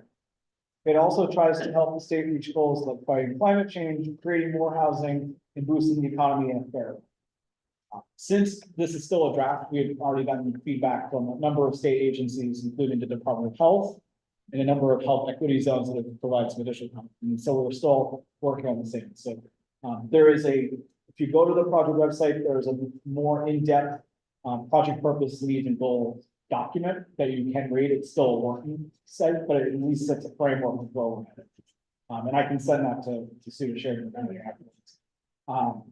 So that said, what are we going to be doing for tonight? So the core element is that we are going to be assessing the potential for rapid transit, bus, rapid transit, or light rail, connecting Cumberland, Central Falls, Pawtucket, Providence, Cranston, and Warren.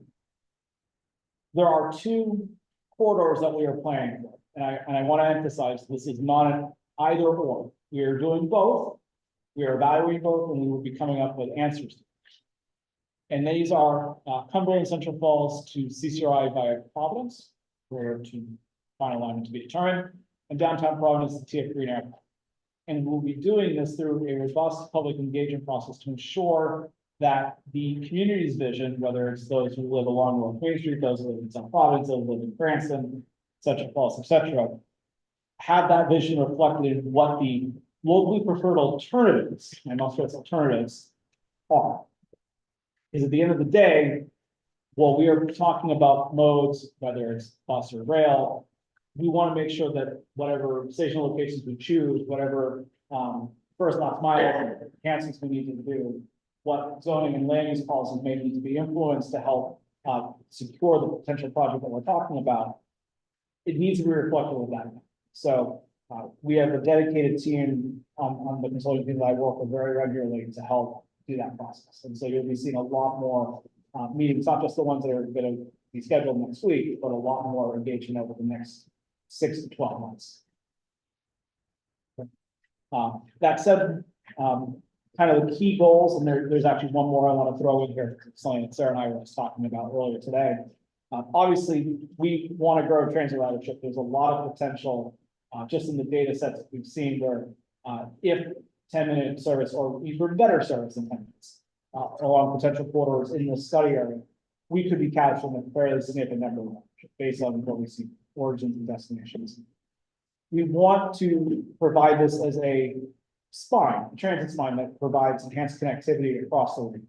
So in the master plan, we call for a number of cross-town routes. As we know, we're very hub and spoke. This is to help kind of move us away from that and help enable that type of service.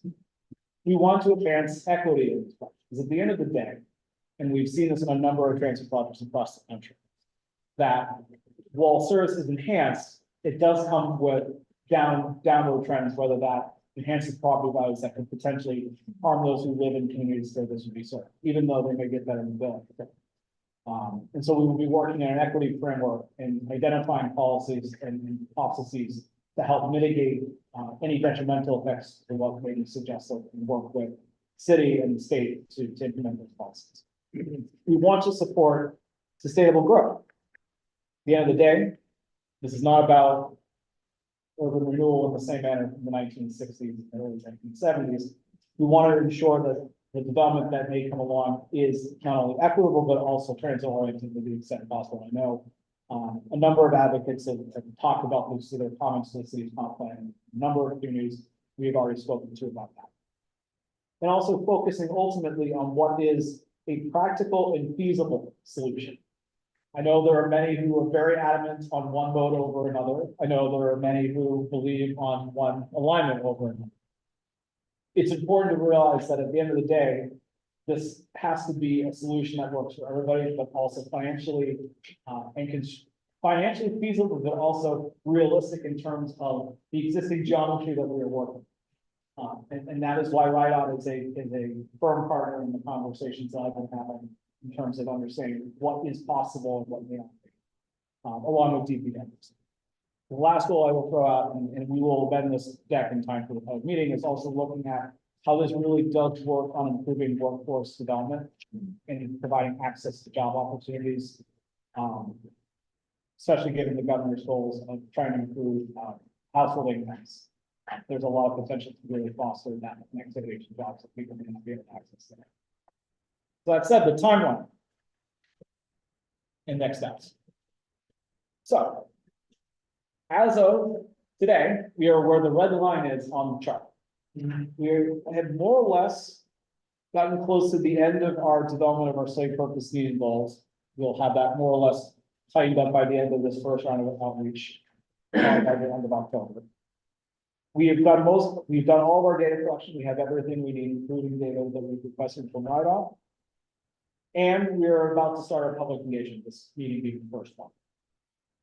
So where do we go from here?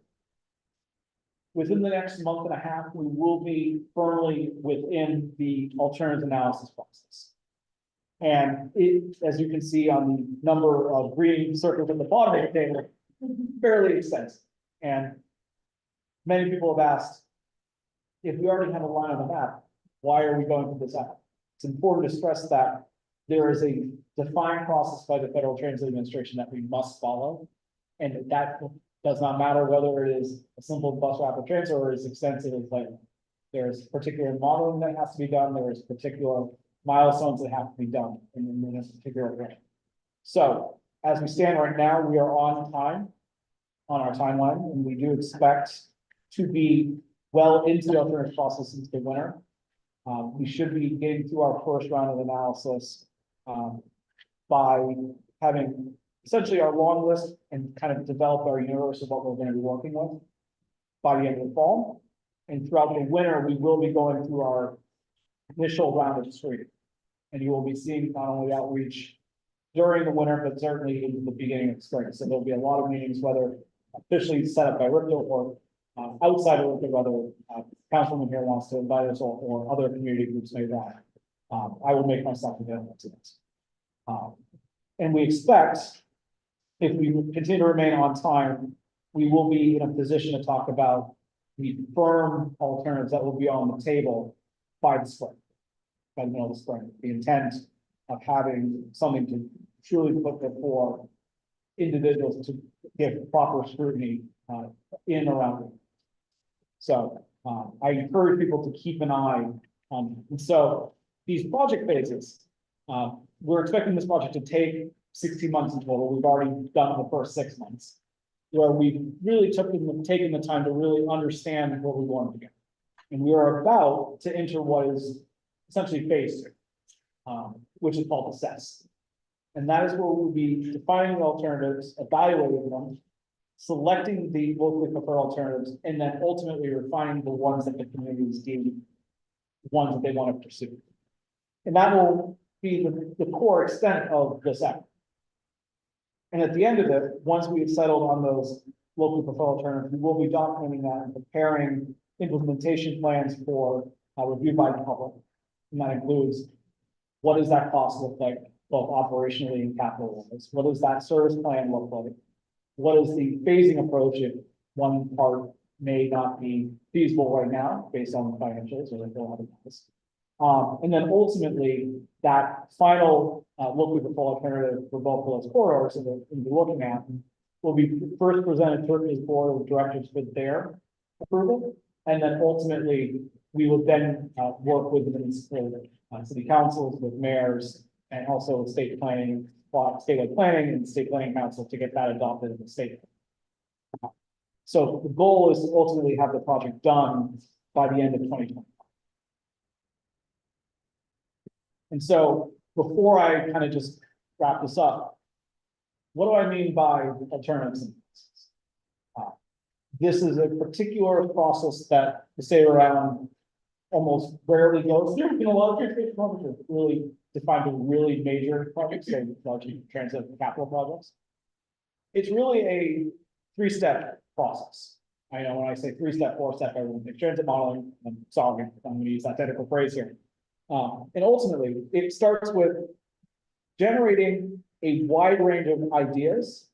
So building a universe of everything, even if it makes 0 sense at all, and running it through our purpose, needs, goals, objectives, and saying, does that possibility work? If yes, it stays. If it doesn't, throw it out. We want to really focus our attention, our resources, and what makes sense. And with that, we will then move to a second step where we will be testing different route alignments in different modes against each segment of those alternatives that have survived the first round. And we will scrutinize them. So maybe section A of the route works, but section B does not. And what does that modification mean? And then once we've gone through that first round of evaluation, we will then enter a second round. And that's when we're going to be testing the alignments against the complete route and figuring out what is the true alternative. So we will go from really large to probably, maybe, let's say we had 10 after our first screening, we would go from 10 to maybe 5. And we're going to be doing this for both corridors. I can't say definitively what that universe will be. We're hoping that the community will help us generate that. Obviously, we have some ideas in mind, but I've seen some on social media already.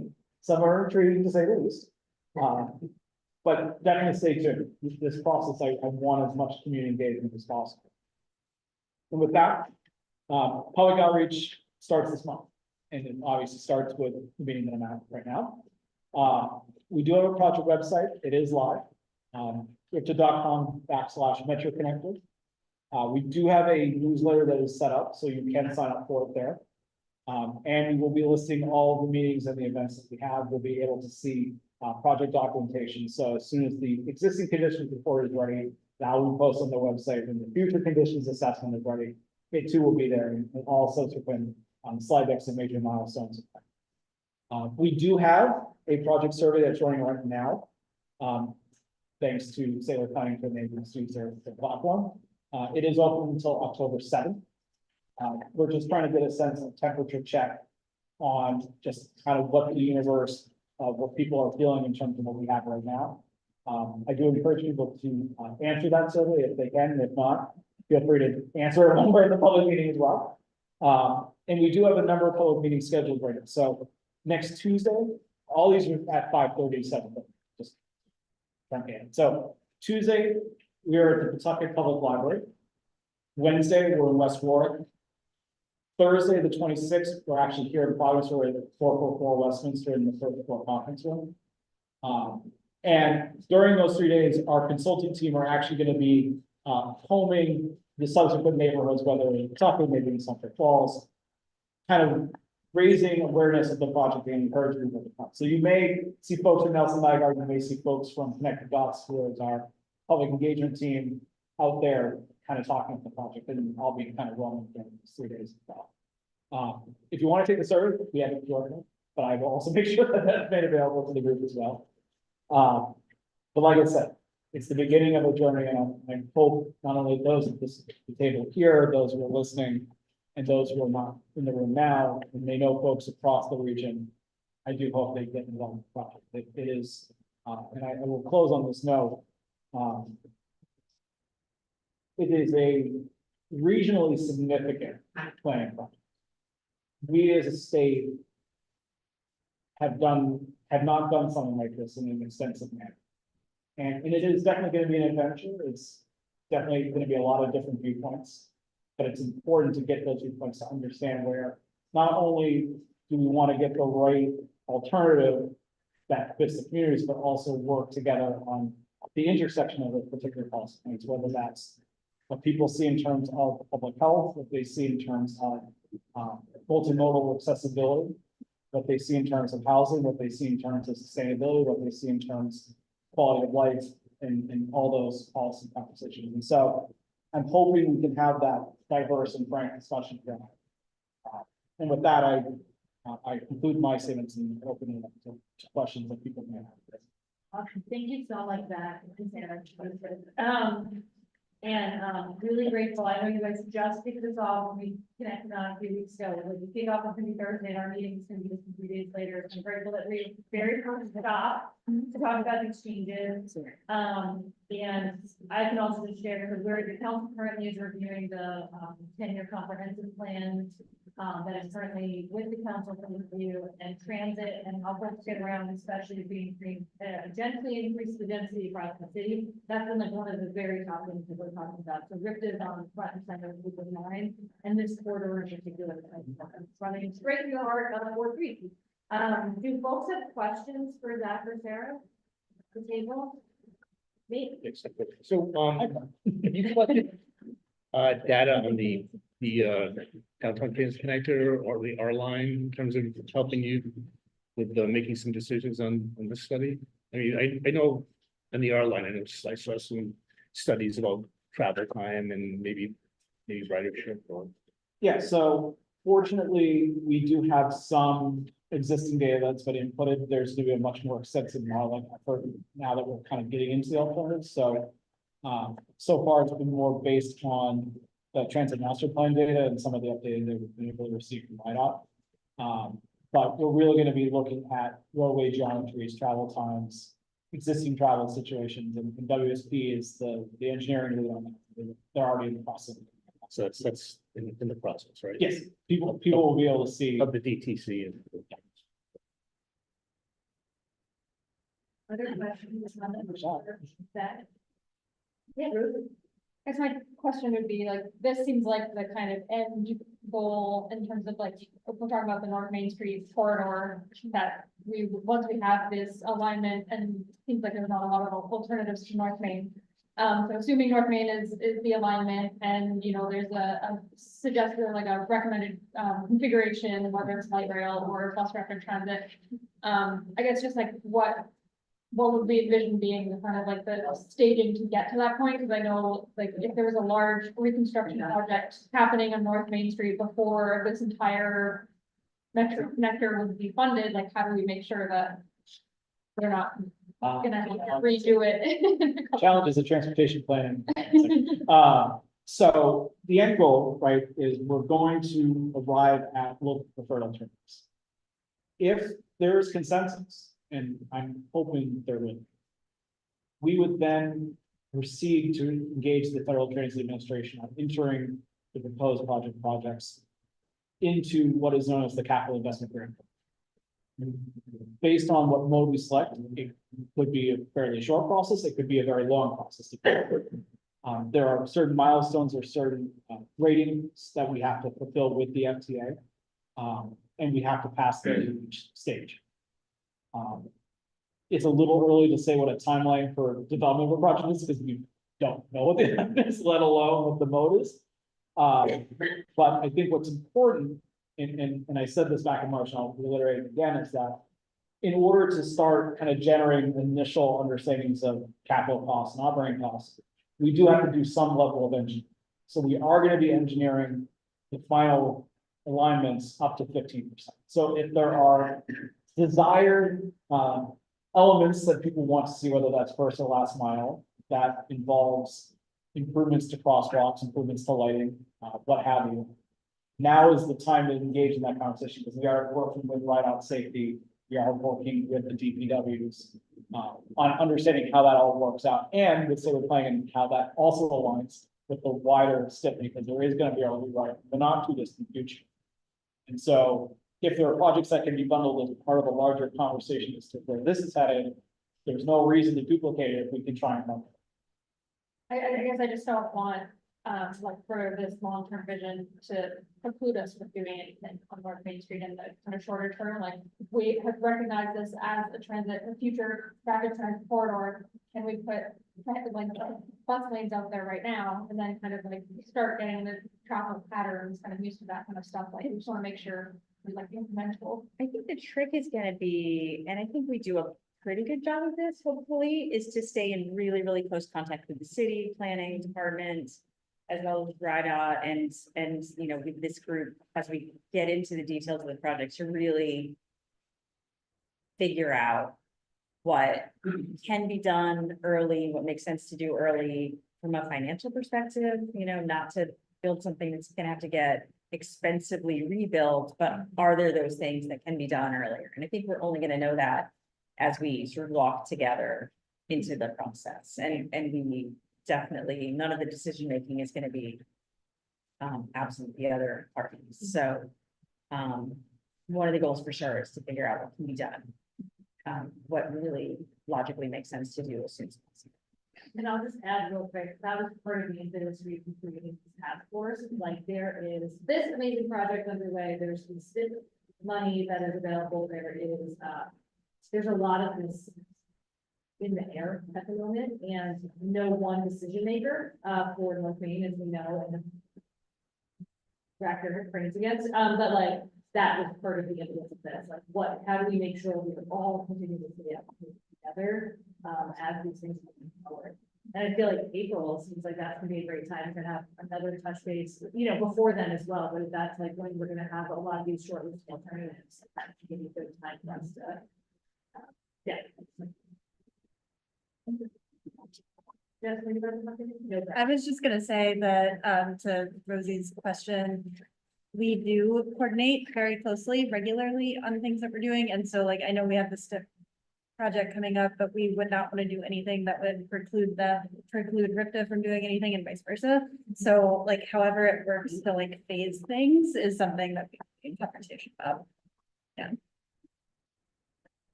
Any other questions or comments for that?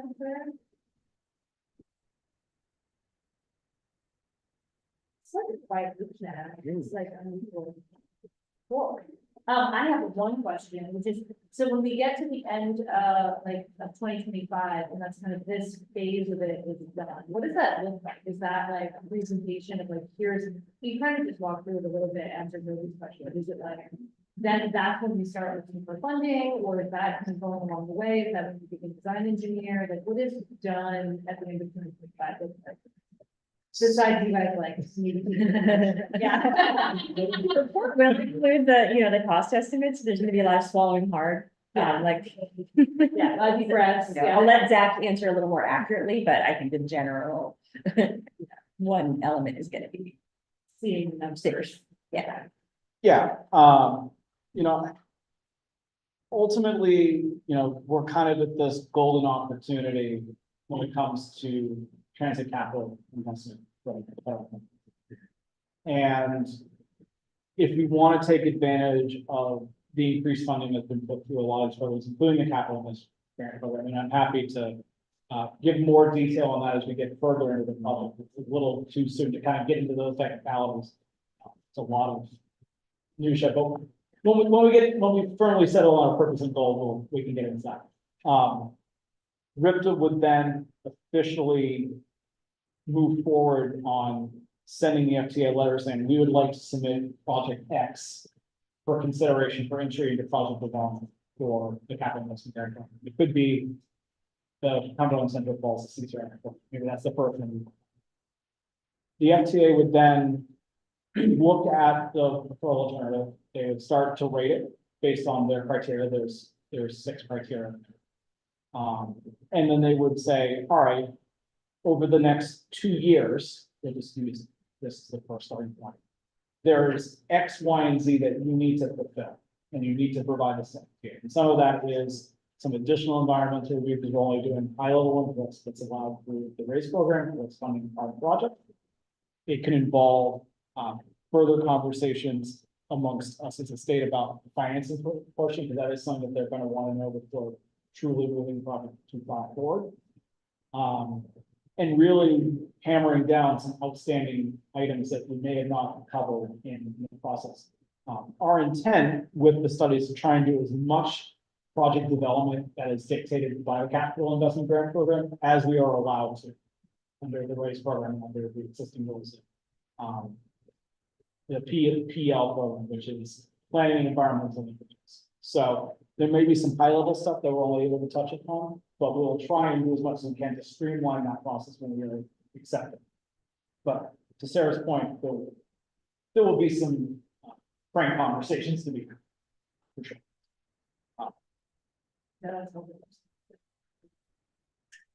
Awesome. Any other comments or questions around the meeting? Okay. Oh, Jamie, yeah. It's not really instrumentation. Great. And let's set a public comment, just so we don't run afoul of the stuff. So why don't we, can we read item 3 into the record? Public comment. Awesome, Jamie, go first. And I know we're going to say that. Oh, no, I think we're great. Okay, oh, okay, Yeah, I mean, as long as we consent, okay. yeah. Um, When we present it, but I don't want to get it really. So two things that, yeah, one, on the agenda for tomorrow's, the, I think the resolution about one-way street. Oh, yeah. Benefit that would impact traffic flow in our nature. I think that's something we can talk about here. Yeah. Can you repeat that? Sorry. Yeah, so on tomorrow's council meeting, agenda, there's a resolution that would change some of some of the streets on benefit to be, that go between benefit and Main Street to be one way, kind of rotating, so one will be up the hill, the next one's down Like the every hill, other. up the hill, like by the, Roger Williams National Memorial. Yep. And that is because those streets are way too skinny to have too many traffic going through. That didn't necessarily come up here, but that's been a pretty consistent request from constituents, to both in the mayor's office. And also just like an observation that, that is totally, that's how they've been operating, so. That's going through, there's another one way that has nothing to do with the paint, but that may, but those. I guess the one concern was that like, you're gonna have situations where somebody who wants to go from mid block. South on benefit and then go down to North Main Street and the right, and it'd be a lot more. There could be some of it, but it's just the side street, it's just the side street. Right, but if you want to, if you're trying to go, let's say you want to go up the street and take a right on benefit, you go down to North Main. Do a little, yeah. So it's gonna There- create. yeah, lots of- I think it's on, but, you know, if their estimates of like, how is that a significant volume of We traffic? did do a couple counts. We didn't do every street, but it was very small. So we didn't really feel the need to go any further with that, so. There's not a ton of houses in that area, Yeah. it's just like the ones who are, there's some So I don't- parking, and it's been that. really- It's essentially mostly cut through traffic that's, like people go between. Well, it's not so much that there's heavy volume of traffic, it's that if you ever get anybody in the opposite direction, they have to actually back up. Yeah, they have like. Even though it's those- infrequent, Yeah. it's just, And those- it's so skinny, you can't, you know. You can't do two cars, so.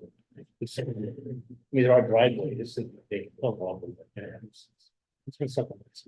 That could be nice for pedestrian not to be worried about every single crossing. Yeah. Car might be coming up, Yeah. nice to know that. It's a little off the agenda. What you said? A little off the agenda, that's all. Okay, it was in part of public comment. Okay, He brought it up. that's great. I made him go to public comment. Oh, okay. Yeah, I was thinking of you, because I did that, yeah, this was his public comment question. Oh, that's great. Well, and normally we have a section for like. Okay. Yeah, I can't do that today, I guess just getting to my other question and. we'll do that, Sean, we got the second draft for the say report yesterday. I wanted to see if you could just talk a little bit about the expected timeline for having completion on that. And we waited kind of a long time for that, and to make sure that we have. I know there's not doing, we've been putting the next couple weeks, but I don't know if we're gonna have time for the discussion and the meeting or. And public comment is normally just comment, right, not Q and A, I just want to make sure we don't know that. Public comment, yeah, it's just I mean, comment. it's usually just comment, Yeah. you direct it, control, the flow, whatever you want to do, is entirely up to you. So. I just want to make sure. Okay, and I can just put that out. as- That is out there and we can follow up unless you want to direct. Yeah, I'll just say, I know we gave a few weeks for comment on the next draft and, you know, to take a little bit of time to kind of go through all the comments and provide responses to them. You know, if anyone needs more time to digest, or definitely reach out. The point is to give everyone enough time, but their comment again, while planning on need to present anything, if you do have separate questions, reach out to myself, Susan Kristen is here as well, PhD. That's what things now, well, yeah, if you have any specific questions, please reach out. Is the idea one more round of comment and then it gets finalized, or is it more just kind of? I think based on the comments you get. Okay. I mean, typically. This is probably in terms of safety assessments. The most robust one we've done, and the other ones we've done, usually it's around comments addressed. we look at it one more time, and it finalizes. It may not be the case with this one, but you know, round potentially, just kind of see how the comments come in. Thanks. Awesome, so I got the public comment list and Claire, Michael English, I think, left. Yeah, Yeah. I'll go He was fine. exactly. He was, he was fine. oh yeah, I thought it's. Ethan? Ethan, resident of Providence, a user of North Main, usually not, I try to stay vague, so. Fair. That's it. Yeah, no, So I had one comment, a little more about lighting, some of them are already addressed. But one that wasn't was when choosing the new lighting fixtures, should take into account the light pollution they might emit. So just like, most of the street lights aren't a problem because they are directed downwards. So just keeping that in mind, that we're putting more lights on the street, you know, more powerful lights, making sure they don't spread light upwards. no, thank you, and just to quickly say, I know that's been part of the conversation too, like, how could it impact residents, because there aren't a ton of people living on North Main, but there are some, and then also with wildlife. We know that like Yard Ground has a lot of active wildlife and, you know, overall products of active urban wildlife. So thank you for bringing that. And any comments on the RN? Oh, yeah. So one, I had a question, you mentioned that the RN vehicles have the infrared and TSD like tech on them, do the other vehicles also have that? Can you clarify what you mean by other vehicles? The other buses beside the line. Yes. All RIPTA vehicles have it. Okay.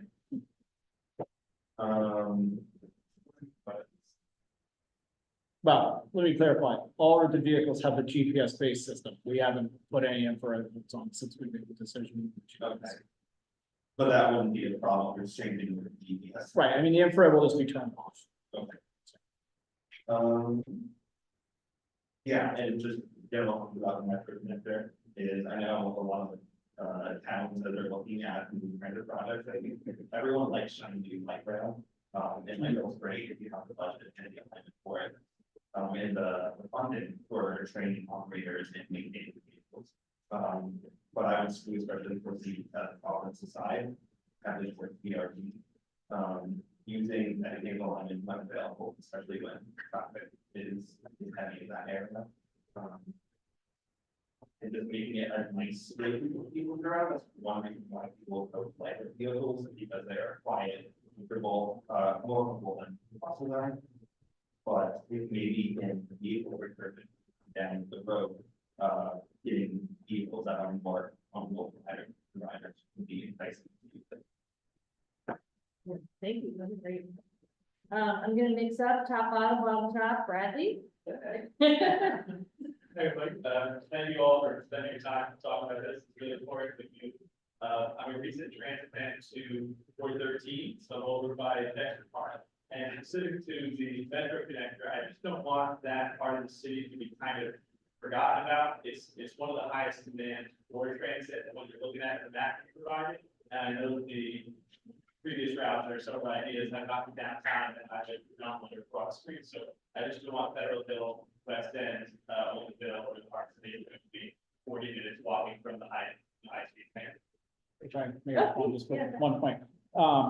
It's in, what I will say is the transit master plan does call for a significant increase in the level of frequency and span of service that is not directly connected with this project. So like, we know that there are services like the 17 and the 19 that run every 35-40 minutes, and that's not acceptable for a lot of folks. We have routes in Pawtucket that run every 120 minutes, and I praise those folks who are willing to wait that long, but I know that they would love to give at least hourly service.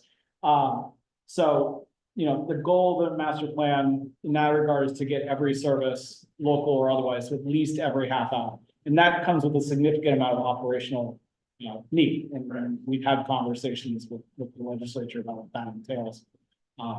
But I hear you loud and clear. And the point of the connector is really to act as a true spine, not to be the focal point of all of the resources.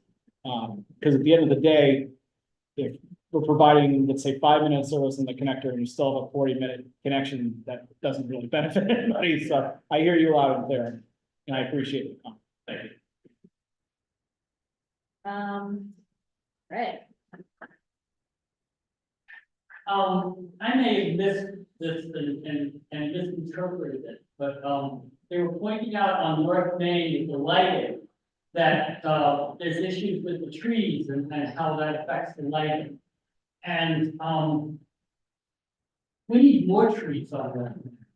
I mean, if we're gonna go through this, crazy climate, for those of us who walk North Main, the amount of shade, I actually pay serious attention to which side of the street the shade is on and to determine how I walk. And so, there's a lot of places that could use a lot more shade on North Main. And, you know, we don't want that to interfere with the light, but, that's something to really think about is more trees on North Main would actually improve the whole amenity of the place. And then I assume we can figure out how to put lights so that the trees are. Yeah, no, thanks, Greg. And the idea is to trim around where the lights are, not to get rid of any trees. That's important. And we could use a lot more. Yeah. This is my time to plug that on October 5th, there's gonna be a really big tree planting in Ward 3. All along the Camp Street neighborhood. So if you're not on my newsletter, I will be sending it out. Feel free to email me and I'll actually get that info. October 5th. Dylan. I will keep it very brief, and thank you to everyone who attended our visual, thank you to everyone to Slack, and everyone who came out and stood in the rain, we did not plan for the rain. Obviously, and I also wanted, Jamie kind of took my, what I was gonna say, RSA, just wanted to try to refocus our attention on it. It's been a while since we saw the draft, just wanted to see a final copy of RSA, so that, then Sean maybe later in this, if you wish. Those things can start showing up on the SCC agenda. You know, the main changes that we want to see, the main near-term changes that we want to see on North Main Street, we need to go for the State Traffic Commission, correct me if I'm wrong. And we haven't seen anything since version of so it seems to take time to move through that process, and it seems like the RSA is kind of one of the things that's standing in the way of kind of this objectives, like going, getting that. So that was, and thank you. Yeah, I'll add, you know, I am looking to add, one thing for the next State Traffic Commission meeting, and that's to do, the additional, no turn on reds at, the other intersections along the corridor. I think it's 10 intersections in total. But, so again, I don't, you know, RSA is complete, we can treat it like a living document, but we are moving forward. It's set approach to, You think to tackle something. 10 intersections, is that from Doyle to? Okay. Yeah, but thanks for bringing that up. Okay, yes. And also shout out to the street coalition, because as they were fixing those lights at Ranch, which Director Dominion mentioned earlier, I got like 10 texts from people affiliated with street coalition because the trucks are out. Like, I'm on the road. This is amazing. Like, it's like we could do a work. Yeah, you can't do anything. It's amazing. Speaking of which, I'm adding my own public comment. I did meet with Chief Perez, and they continue with, we know that we can't traffic enforce our way out of this, but they do continue to really enforce the traffic, and he was showing me the data of the percentage of the stops that are happening at North Main versus other places, and the amount of time they're spending in our neighborhood. I'm really trying to make sure that folks are not seeing through our neighborhood, and kudos to them for really keeping up on that. I would worry to lose them after a couple months, but it is like solid. They are out there all the time. It looks like we have one more public comment, and that is Michael. Michael. Michael Shepard, I probably have on Federal Hill. Few comments. Transit signal priority. I'm a software engineer. I actually work under transit signal priorities in the city for the late 2000s. So I know a thing or two. All I want to say is I'm excited to see it come to Providence, and I would like to see it expanded everywhere. I'm in favor of it as well. That's just never on time. When I'm going to the airport, when I'm trying to come down to Broadway, the airport's like 15, 20 minutes, it's like that. Walk it in that time. That's what I want to do. So, which brings me on to the metro connector. I hear the goal is anyways 30 minutes everywhere. 30 minutes is what I was expecting, like 500 minutes. Just so to clarify, what I mean by 30 minutes is at baseline for all transit statewide, not this particular service. Okay. I want to make that pretty clear. I think I wouldn't propose a major capital project for 30 minutes. I would expect a lot. You want to say I'm crazy. So, Yeah, I just want to. maybe it just has like 30 minutes for bus. So, It's 30 is still not great, but it's still a lot better than the service we do on. yeah, that's true. So I guess my point is, I'd like to see it improve. I'm sure we all will. I think one of the barriers that exist at the moment, and I saw a reference to off-board fare collection here. Every other city I transport in is I have to tap my credit card. That's it. Tap to get off. That's my fare. It is a conversation we are having. Yeah. So we shouldn't have to. I had a friend come visit up from New York. They tried to download the app, but I'm told that like, no, the app's not good. It has to be they can ride a bus. I had to go back to them to get my card and drive around to them. So if we can get to. It's a conversation I've already had with our agency. Okay. It's in. Great, I hear that, I'm excited. If we want a fast and frequent service, we need to be going towards no at-grade crossings. So that when the traffic's messed up, buses can just go over it, or ideally rail can just go over it. And ideally, eventually have it fully automated, so we don't have to worry about drivers. Then we can run this legacy line. That's kind of what's happening in most cities around the world. So, and I've lived in, well, I've taken the subway in much smaller cities than this, so it's not. So glad that you're here in Providence now. Such a good experience. Yeah, well, I'm happy. I can't speak to the automation. I'm sorry. I can't speak to the automation part because I know my colleagues across the street may have their own opinion on that, but I hear you on the no grade crossings, and obviously we'll be having that conversation for you along. Great, we'll do metro. And I'm sorry, I just wanted to get to know my friend who's had a burning question about what's the acronym, RSA? Yeah, and. Road safety assessment. Yeah, oh yeah, ours is the road safety assessment, which we had a presentation on, in April and May. And yeah, we should be cautious of our use of acronyms. There's so many acronyms. Thank you so much. Welcome to Providence. Looks like you're here. Yeah, before we adjourn, Rosie, I just wanted to mention that in terms of updates for North Main Street, that there's been updates to the only street pedestrian crossing, and it's amazing. So thank you. So much going on. Yeah, so I just want to say thank you guys so much. I know we took August off from meeting, but we definitely didn't take August off. We were hustling. So we're working as hard as possible. I'm hoping to have more updates in October, but if folks reach out anytime, as we set the agendas, moving forward, but have a motion to adjourn. I'll make a motion. No second.